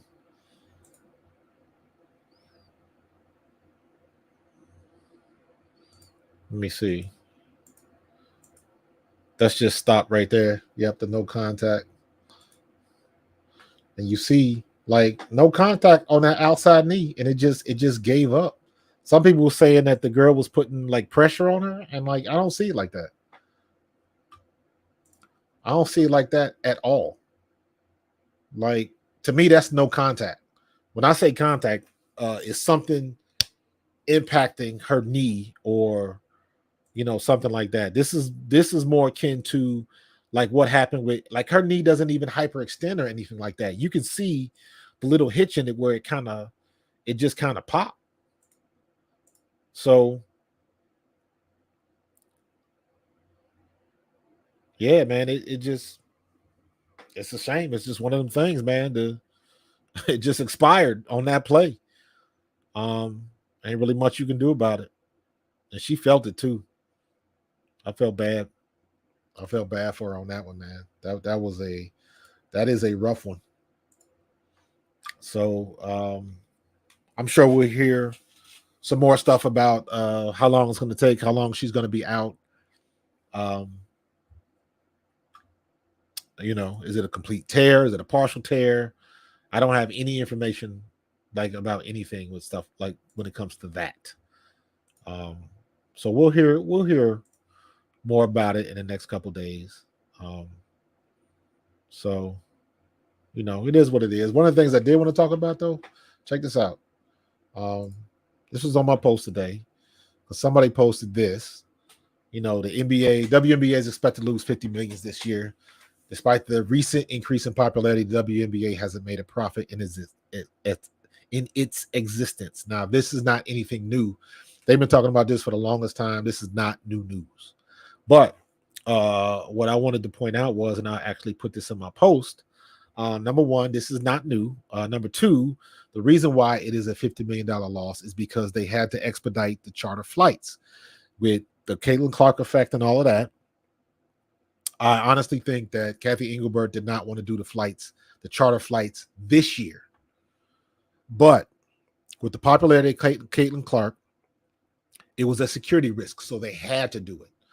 So she did what she had to do, and they got a $50 million deal for the next 2 years. So that's $25 million a year. So the $25 million this year. So the reality of it is, it was really only like a $25 million loss, which the 20 to 25 million was about par for the course, right? So they're kind of blowing that out of proportion. You know what I mean? So the new media rights deal is coming in 2025. New collective bargaining agreement, that's going to change the game. That's going to change the game. Donald Sterling, commissioner of the NBA, is helping out Kathy Engelbert broker a new media rights deal. So he is packaging them together. So basically what he is saying is if you want to deal with us, you got to deal with them too. So he is helping them out so they can stand on their own. And it is my opinion that probably in 2026, they will finally turn a profit. I think next year they might break even. And I think in 2026, they'll turn a profit. Even if they do experience a loss next year in 2025, it is not going to be nowhere near what it is now. It's not going to be 50 million. They might maybe get back in the low millions, like less than 10 million or something like that. And then 2026, I expect them to be in the black. So, because stuff like this don't happen overnight. But depending on what this media rights deal is, and this is one thing that I've been saying from the beginning,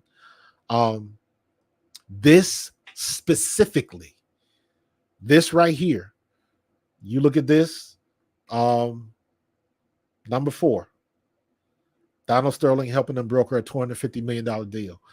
That is why Caitlin Clark should be on the Olympic team, for that reason right there, because you got to look at it as a business move. Caitlin Clark is a global brand now.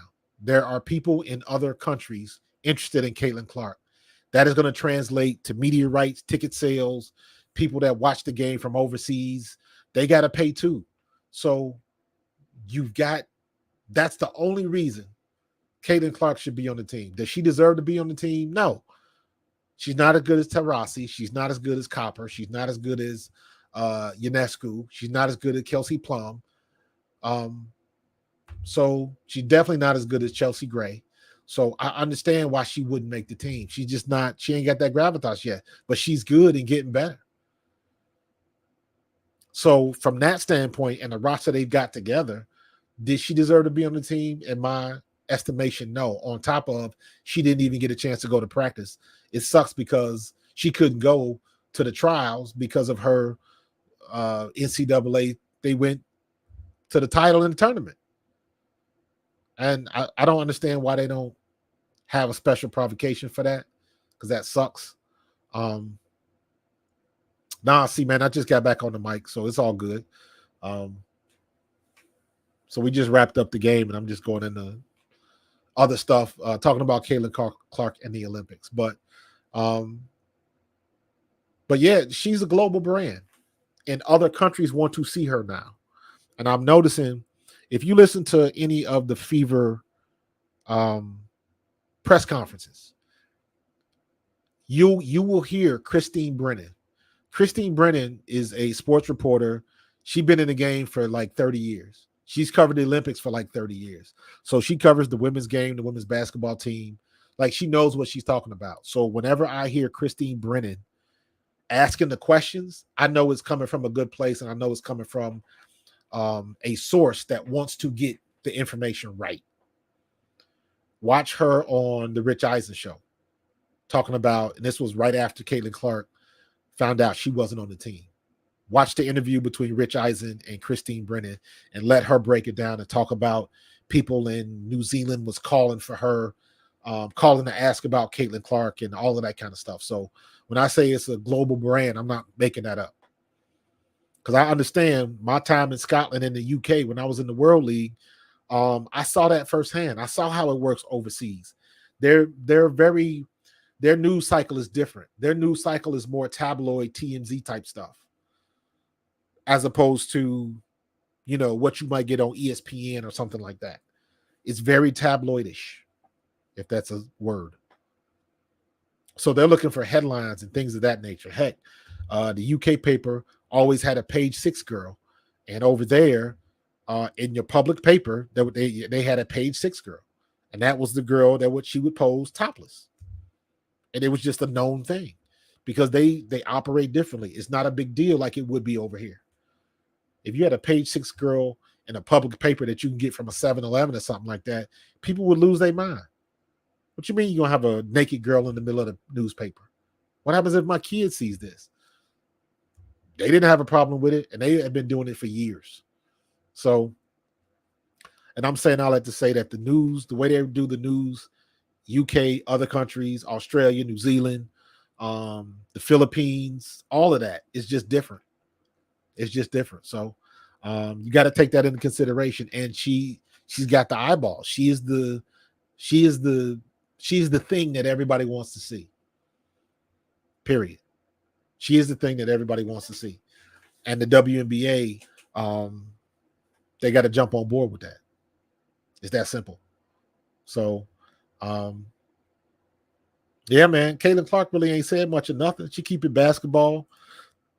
She's good at that coach speak where you say something but don't say nothing.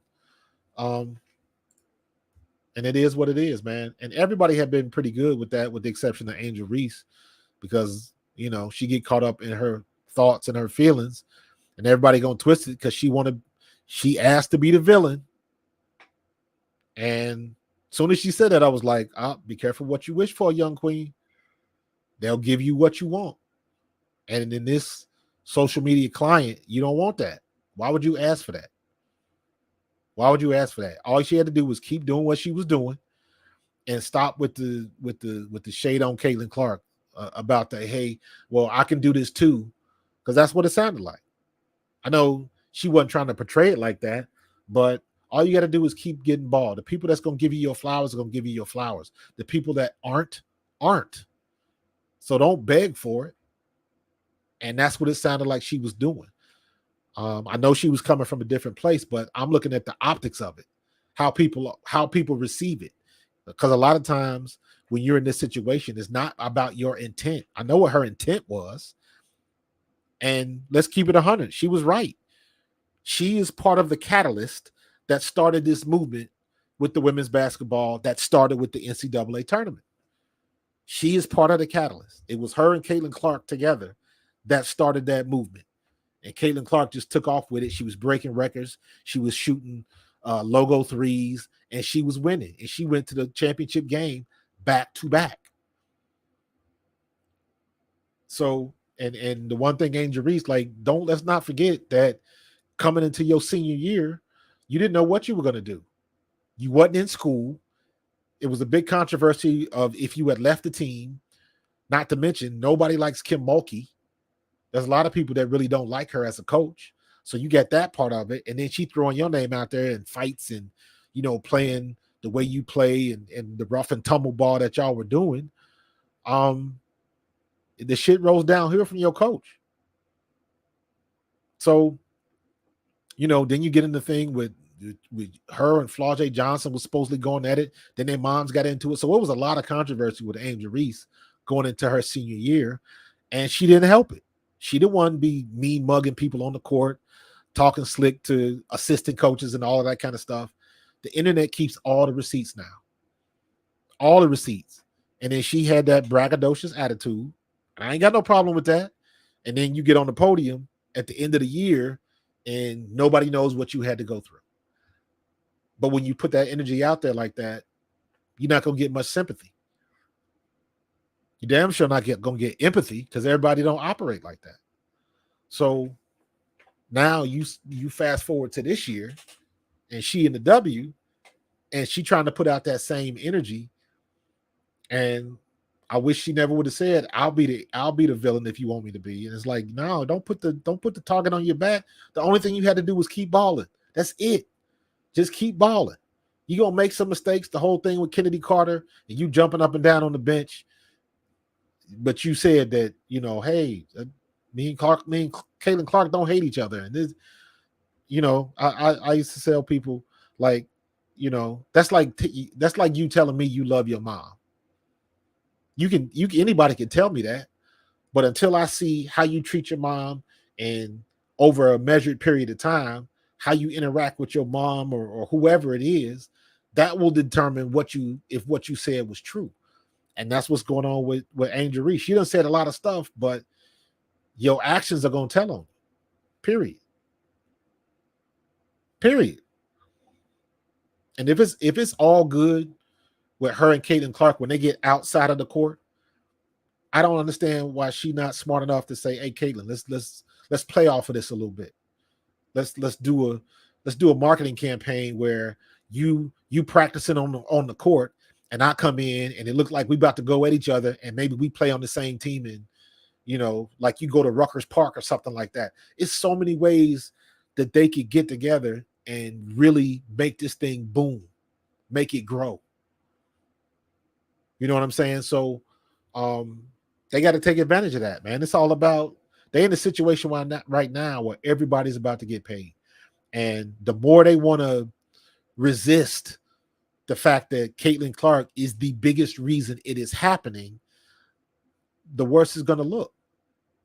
Take advantage of it, man. I use this example all the time. When y'all went to see Space Jam, it was more than Michael Jordan in that movie. Caitlin Clark cannot make all the deals. Caitlin Clark cannot shoot all the commercials. She can't get all the endorsements. So some of that stuff is going to fall by the wayside, and somebody needs to be there to pick it up. And I don't see why Angel Reese can't be that person. So I saw Angel Reese, the autograph line. She's number one for Chicago with autographs. She got to be. And you know what? There's little white kids and little black kids in that line. So take the isms out of the situation. Because there's plenty of black folks that like Caitlin Clark, and there's plenty of white folks that like Angel Reese. The people that say different and they want to shout sexism and racism and all the other isms, those are the people that have the narrative to try to build. It's not necessarily true. The one thing I will give Angel Reese respect for, she's been the same since that first year that everybody was introduced to her at LSU. She's been that same type of person. She ain't really much change, but now you got eyes on you. You got way more eyes on you. And you don't want this to start affecting your money. So, Reese's Dennis Rodman. Yeah, man. Yeah. So, yeah, man. Flau'jae gonna be she gonna be a top pick next year when she come out. Paige Beckers, Flau'jae Johnson. I don't know who's going to be a senior next year at South Carolina. Ashlyn Watkins will be a junior. So she still got 2 more years. So they got some good people coming out. But yeah, man. They got a good crop coming out next year and the year after that and the year after that and the year after that. So the WNBA is in a good spot. They are in a damn good spot. Yeah, man. John, I was hoping that Candace Parker was going to be around to help Angel Reese, to kind of school her, take her under her wing. That would have been perfect. That'd have been a perfect look for the WNBA.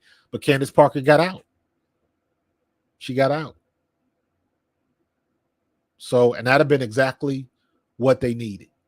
Because in my opinion, and I'm saying this because I haven't really heard anything from her in that regard about Caitlin Clark, but I think Candace Parker would have quelled some of that shade that everybody was throwing, because she was the face of the WNBA for a minute. And if she would have had good things to say, they would have kept it moving. Diana Taurasi already shit the bed, in my opinion. When they had that interview in the national championship game, you can't have 4 UConn people up there and they're going to talk bad on anybody that's not from UConn. I know that's not what they intended to do, but again, I'm looking at optics. How is it perceived by your audience? And it was perceived by the audience that she was throwing shade at Caitlin Clark. The only thing she had to say is, yo, Caitlin Clark is good. She dropping threes. But there's already girls in the WNBA that can shoot that good, and they're going to defend her a lot better than she's seeing in college. You could have gave her props and then gave the real afterwards, but the way it came out just didn't sound right, in my opinion. And apparently a lot of other people agree. So, and then of course you got Cheryl Swoops that's trying to double down on every dumb thing she says. And it's like, you should be smarter than that. Y'all messing up the business. Stop messing with the money. Y'all messing up the business. And some of them, Lexi Brown was one, Cheryl Swoops was one, Diana Taurasi. It's like pulling teeth. Just get a girl a compliment and leave it at that. That's all you got to do. You can keep it real later, but it's like it's so begrudging when they want to say something good. Anytime you want to give somebody a compliment and then it's but, that's a problem. You do the compliment first real quick, and then it gives you another 5 minutes to talk bad about what they got to work on and this, that, and the other. Just like when Cheryl Swoops said the other day that she didn't look at Angel Reese as a bully, and then started about Caitlin Clark, inferring that Caitlin Clark was the bully. And it's like, why would you even go there? You didn't learn enough from the last time you put your foot in your mouth on Gilbert Arenas' show. But you go right back to the same stuff, and that don't make sense to me. And there's no reason why she can't be a part of everything that's growing, but it's to the point where don't nobody want to listen to her no more, because they know she's going to find a way to, give some type of backhanded compliment. And it's like, everybody knows what it is now. You done played your hand. We know where you stand with it, and that's that. So, yeah, it's really good. I thought it was funny and very ironic after that first preseason game when I think Caitlin Clark had 22 points, and then Cheryl Swoops was the one that had to talk with her. And it was like, yeah, that's kind of ironic. So, and all the stuff that you said that Caitlin Clark wasn't going to be able to do, she doing. She done already had a 30-point game. No, she's not getting as many shots as she did at Iowa, and she's still putting up points. The stat line she got right now, a lot of veterans in the WNBA would love to have. Let's keep it real. They would love to have, man. So I think it's neck and neck right now between her and Angel Reese, who's going to be Rookie of the Year, in my opinion. I think Angel Reese has got a little edge on her because Angel Reese has been more consistent. She's averaging a double-double. She's been more consistent. Now, that could change because, in my opinion, the only thing Caitlin Clark has got to do is she has to get those turnovers under 5. That's what she needs to do. She's going to score points because she's a shooter. That's all she got to do, in my opinion. Get them turnovers down, and they'll be good. If they make the playoffs, it's a wrap. If they make the playoffs and Chicago doesn't, that's a wrap for them. That means that Caitlin Clark is going to win Rookie of the Year, in my opinion, if she takes the Indiana Fever to the playoffs. But it's going to be what Christy Sides decides to do. How's she going to coach this team after the break? You know, they got 4 wins in a row. Looks like she's getting a little bit more consistent with the lineups. I'm not crazy about the lineups because I'm not a big fan of Erica Wheeler. And I still say Kelsey Mitchell needs to bring the ball up, and they need to run the offense through her so she can dish it out. Yes, she takes a lot of shots, but when Kelsey Mitchell and Caitlin Clark are hitting shots, they are hard to beat. Kelsey Mitchell can get the ball. Both of them can get the ball to Aaliyah Boston. Aaliyah Boston still needs to get a couple more rebounds for my taste because she should be averaging a double-double easy. But she doesn't, in my opinion, Aaliyah Boston is not aggressive with rebounds. I want to see her snatching down rebounds, and that's what Angel Reese does. Angel Reese will outwork you to get rebounds. She's going up against women that are bigger, faster, stronger, and she is out hustling people for rebounds, and it is very evident. So my comp is Dennis Rodman. I actually did a video about that, where I literally say she needs to be the Dennis Rodman of the W. And that's pretty much what she's doing, because as bad as Angel Reese is shooting, she plays from the blocks and her shooting percentage is 35%. But in spite of that, she's still getting a double. She's still averaging a double-double. Got to give her props for that, bro. Got to give her props for that. So yeah, man. See, man, I'm not taking anything away from Caitlin because she out hustling Aaliyah Boston for rebounds. Indiana has a bad problem of they wait around for the ball to bounce to them when it comes to defensive rebounds. And they have lost a lot of possessions because they get out hustled. And their opponent will get an offensive rebound. And that ain't good. They've been better the last 3 games. They have been better with converting in the paint. And what I mean is the first couple games when they were losing, Aaliyah Boston was horrible in the paint. She was missing layups. They lost the game because she missed a layup, an open layup in the paint, and she couldn't convert it. They ended up losing that game. They should have 3 more wins this year, in my opinion. And when they don't shoot well in the paint, it shows. It shows. So that's why I was not on board with everybody saying that Christy Sides should be fired. I'm like, no, Christy Sides ain't got nothing to do with them missing shots in the paint. Christy Sides ain't got nothing to do with Caitlin Clark shooting 3 from 11. 3 for 11 from 3. That is not Christy Sides' fault. That is not her fault. So the difference in them having 3 to 4 more wins is 5 shots.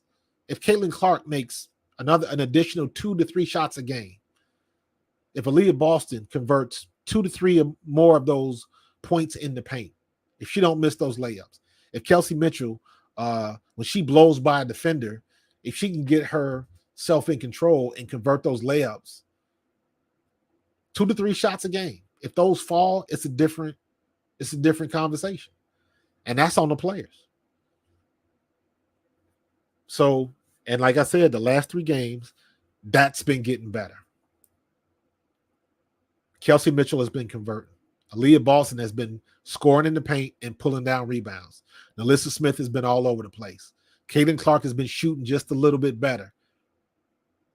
She actually took a mid-range shot the other night. I couldn't believe it. So as the year goes on and they get more familiarity with each other, it's going to get better and better. So very interested to see what happens when they go on a Olympic break. So it'll be good, man.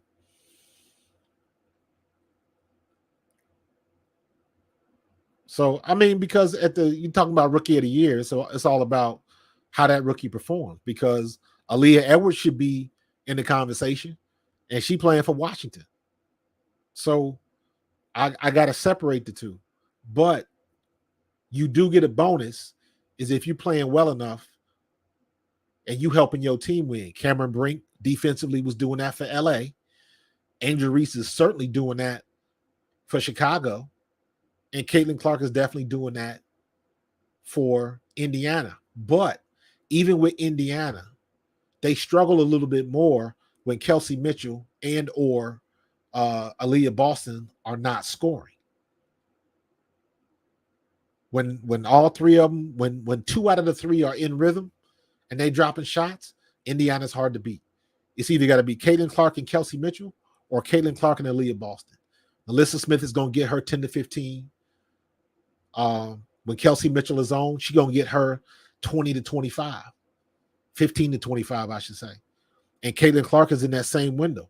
She can have a mid game and have 8 to 10 points, or she can have a game in the middle of the range and get, 10 to 15, or she can go off and go 15 to 25, maybe 30. So it all depends. But 2 out of those 3 have to get better, and they're doing it without Tammy Fag-Bentley. So I'm not. Mitchell is what she is, but I'm looking at it from the results. When Kelsey Mitchell has the ball, I know people say she a ball hog, but to me, I don't see it any different. How's she gonna be a ball hog when she scored 24 points that one day? And Caitlin Clark still had how many shots did she get? She still had 10, 11 shots. So even if she a ball hog, Caitlin Clark is still getting her shots. Aaliyah Boston is still getting touches. So to me, that cancels out. That cancels each other out.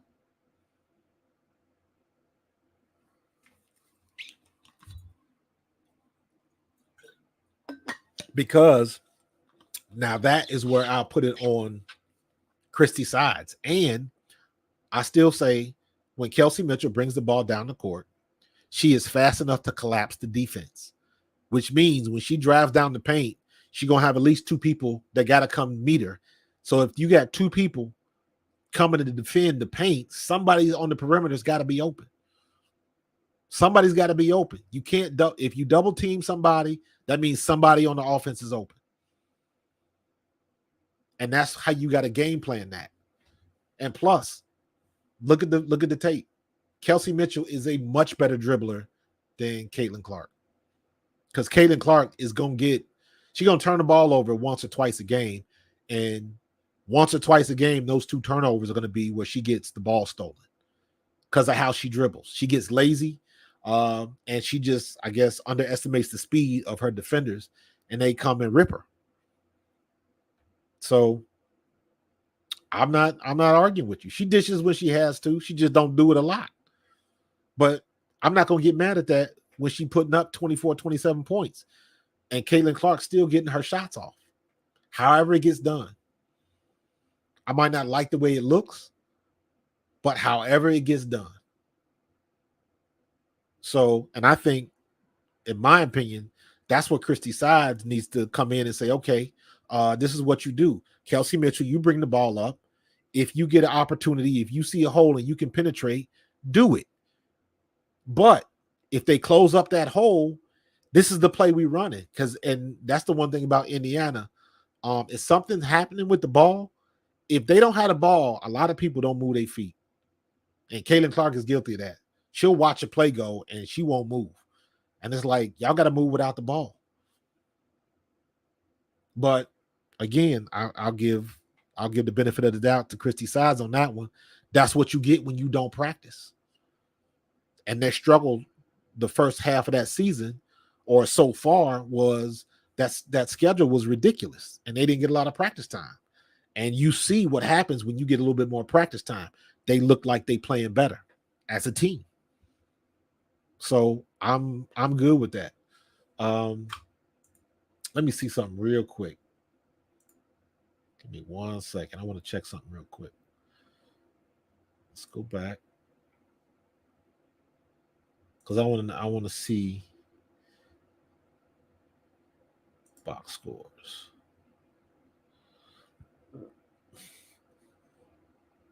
So when they beat Washington,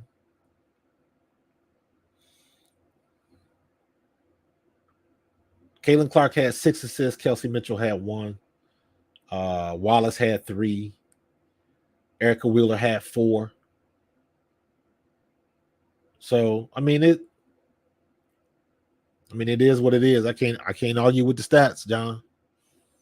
I can't argue with the stats. All I know is they need to run plays to get Caitlin Clark open so she can get clean looks at threes because she can nail them. And when she brings the ball up the court, they run that stupid handoff offense, which is a weak pick and roll, and everybody knows it's coming. And it's easier to defend. So Caitlin Clark has a harder time getting open to get her shots off. And when she tries to shoot coming off a pick and somebody's coming and she gets that, she is fading left and right on her shot. Those are the ones that don't fall. When she gets a clean look and can either go straight up or has her little step back, her signature step back shot. But when she's squared up, she's dropping those shots. So you got to figure out a way to get her the ball so she can get those shots. And she ain't going 100 miles an hour. So, you're right. Kelsey Mitchell don't pass the ball, but she don't turn the ball over either. Kelsey Mitchell had 1 turnover. Caitlin Clark had 6. So, they're valid arguments either way. So, because I'm looking at what did they do last year? I have to go back and look at that. So does that mean Erica Wheeler was starting and it was her and Kelsey Mitchell? So, that's the thing. That's why you get paid to coach. You got to make those decisions. And you got to tell Kelsey Mitchell, this is where coaching comes into play. Like, Kelsey, this is what you're going to have to do. You're going to have to start giving the ball up. So we'll see. We'll see what they do. Now that they're getting some rest and some practice, it should make a difference. So, but you're right. They're probably going to keep using Clark. But when that big 3 get going, when Clark, Mitchell, and Boston are hitting their shots, they are hard to beat. So they are hard to beat, man.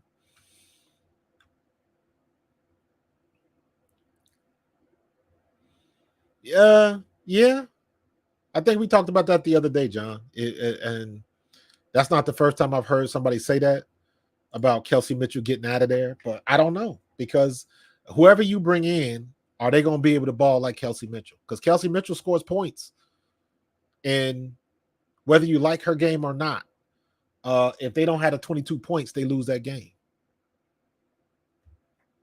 That's how I look at it. I'm looking at the results. I might not like how you get there, but you get there. So that's one of the things you kind of got to juxtapose. Do you like the way it looks, or do you like the results? And I'm a result. Professional sports is a results driven business, period. So I don't care how you get there, as long as you get there. We're saying the same thing about Angel Reese. Her shots are ugly. She gets a lot of put back shots. She gets her own rebounds. Like, I don't care. I don't care how you got a double-double. You got a double-double. How many rebounds does Kelsey or does Caitlin Clark get? She just happens to be at the right spot and the ball bounces to her. She didn't go up and get it. She just happened to be in the right spot. That's just the way it goes. So I don't care how it gets there, as long as you get there. As long as you get here. So, and not for nothing, that's my criticism of Caitlin Clark. But the flip side of that, I can still say, well, Caitlin Clark needs to keep bringing the ball up, because Kelsey Mitchell is getting shots. They're getting the ball to Aaliyah Boston. Nalissa Smith is getting hers when Caitlin Clark brings the ball up. So there's plenty of arguments against what I'm saying anyways. I'm just looking at it from the standpoint of Kelsey Mitchell is a better ball handler, period. But they've been doing what they're doing, and they just rattled off 4 wins. So all we doing is nitpicking. Right? All we doing is nitpicking. Keep letting Caitlin bring it up. That's what I want to see. But the results say Caitlin bring the ball up, They run the play. I don't like what it looks like, but they getting results. As long as Aaliyah Boston keeps banging that paint and putting the ball in the bucket, that's all that matters. So we'll see what they're gonna do. We'll see what they're gonna do. Because what you don't want to do, like Christy Sides is not going to get fired this year. Now they might try to get rid of her in the offseason to bring somebody better in, because I think they have better options out there for that. I think they were stuck between a rock and a hard place. That's why they got the top 2 picks the top last 2 years. And they don't want to have that issue. So, because they need a big, man. They need a big body. Somebody that can snatch down rebounds and can be a twin tower with Aaliyah Boston over there. Because you see Camila Cardoso and Angel Reese together, that's a problem. And I still don't think Camila Cardoso is quite in game shape yet. Matter of fact, both of them look tired in that game today. So we'll see. We'll see what they do, man. We shall see what they do. No. John, I get you, bro. I get you 100%. I get you 100%. So there's going to be a lot of different things that happen next year because of the CBA. That's going to affect the money, and teams might be a little bit more willing to make trades or do some things like that. But I think with, these 4-year deals, a 4-year, $250,000 deal where you're getting $75,000 a year, or $78,000 or whatever it is. Like, yeah, all of that's about to change. All of that's about to change. So I don't know how that's going to affect them. I don't know what. My ear has not been to the ground enough to know what the Indiana Fever ownership are looking to do, whether they like Kelsey Mitchell or not, or want to make a move or something like that. Like, I read some stuff that was talking about Nalissa Smith getting up out of there because she doesn't like Christy Sides, and she made comments about going to Golden State and like things like that. So you got a lot of this stuff that's new to me. So I don't know what to make of it yet. So you might be right, dude. You might be 100% right. I don't know. But we're going to find out. We're going to learn today. So, but listen, man, I'm going to get up out of here, man. I appreciate y'all. We had a small group tonight, but my stats was okay. They fell off a little bit at the end, but it's all good. You know how we keep doing it. So I got one subscriber that chimed in. So, no, I didn't see. What were you talking about, Juju Watkins? What did you say? What did you say about Juju Watkins?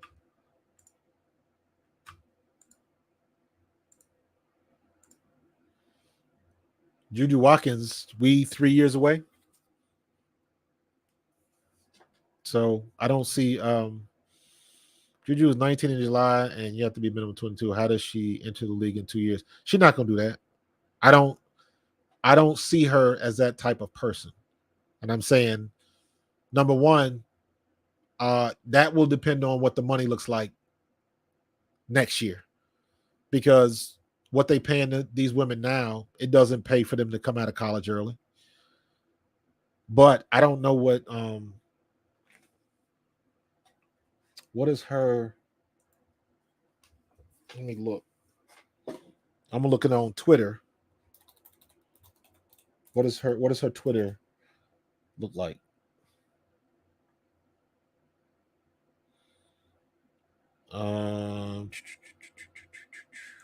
Yeah, I don't know what Juju Watkins. I don't know what her social media page is like. I don't know how many followers she's got. But Juju is she's the one. She's the one. She got that.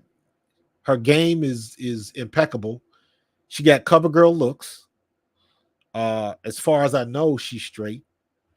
And I'm saying that from a viewership aspect, because guys, and let's be honest, guys are going to make up the majority of the viewers. Guys still want that pretty straight. Cameron Brink made a good point when she said what she said. So Juju is the one. She got cover girl looks and she got game to match. And she's somebody that can come in and take over a game. So Juju Watkins is the one, and she might have a social media presence where would that make her want to leave school early to go to the W? I don't know.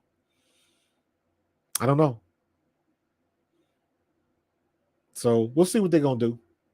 But everybody's waiting for Juju. Juju's gonna be the one. Paige Beckers and Flau'jae Johnson are next year.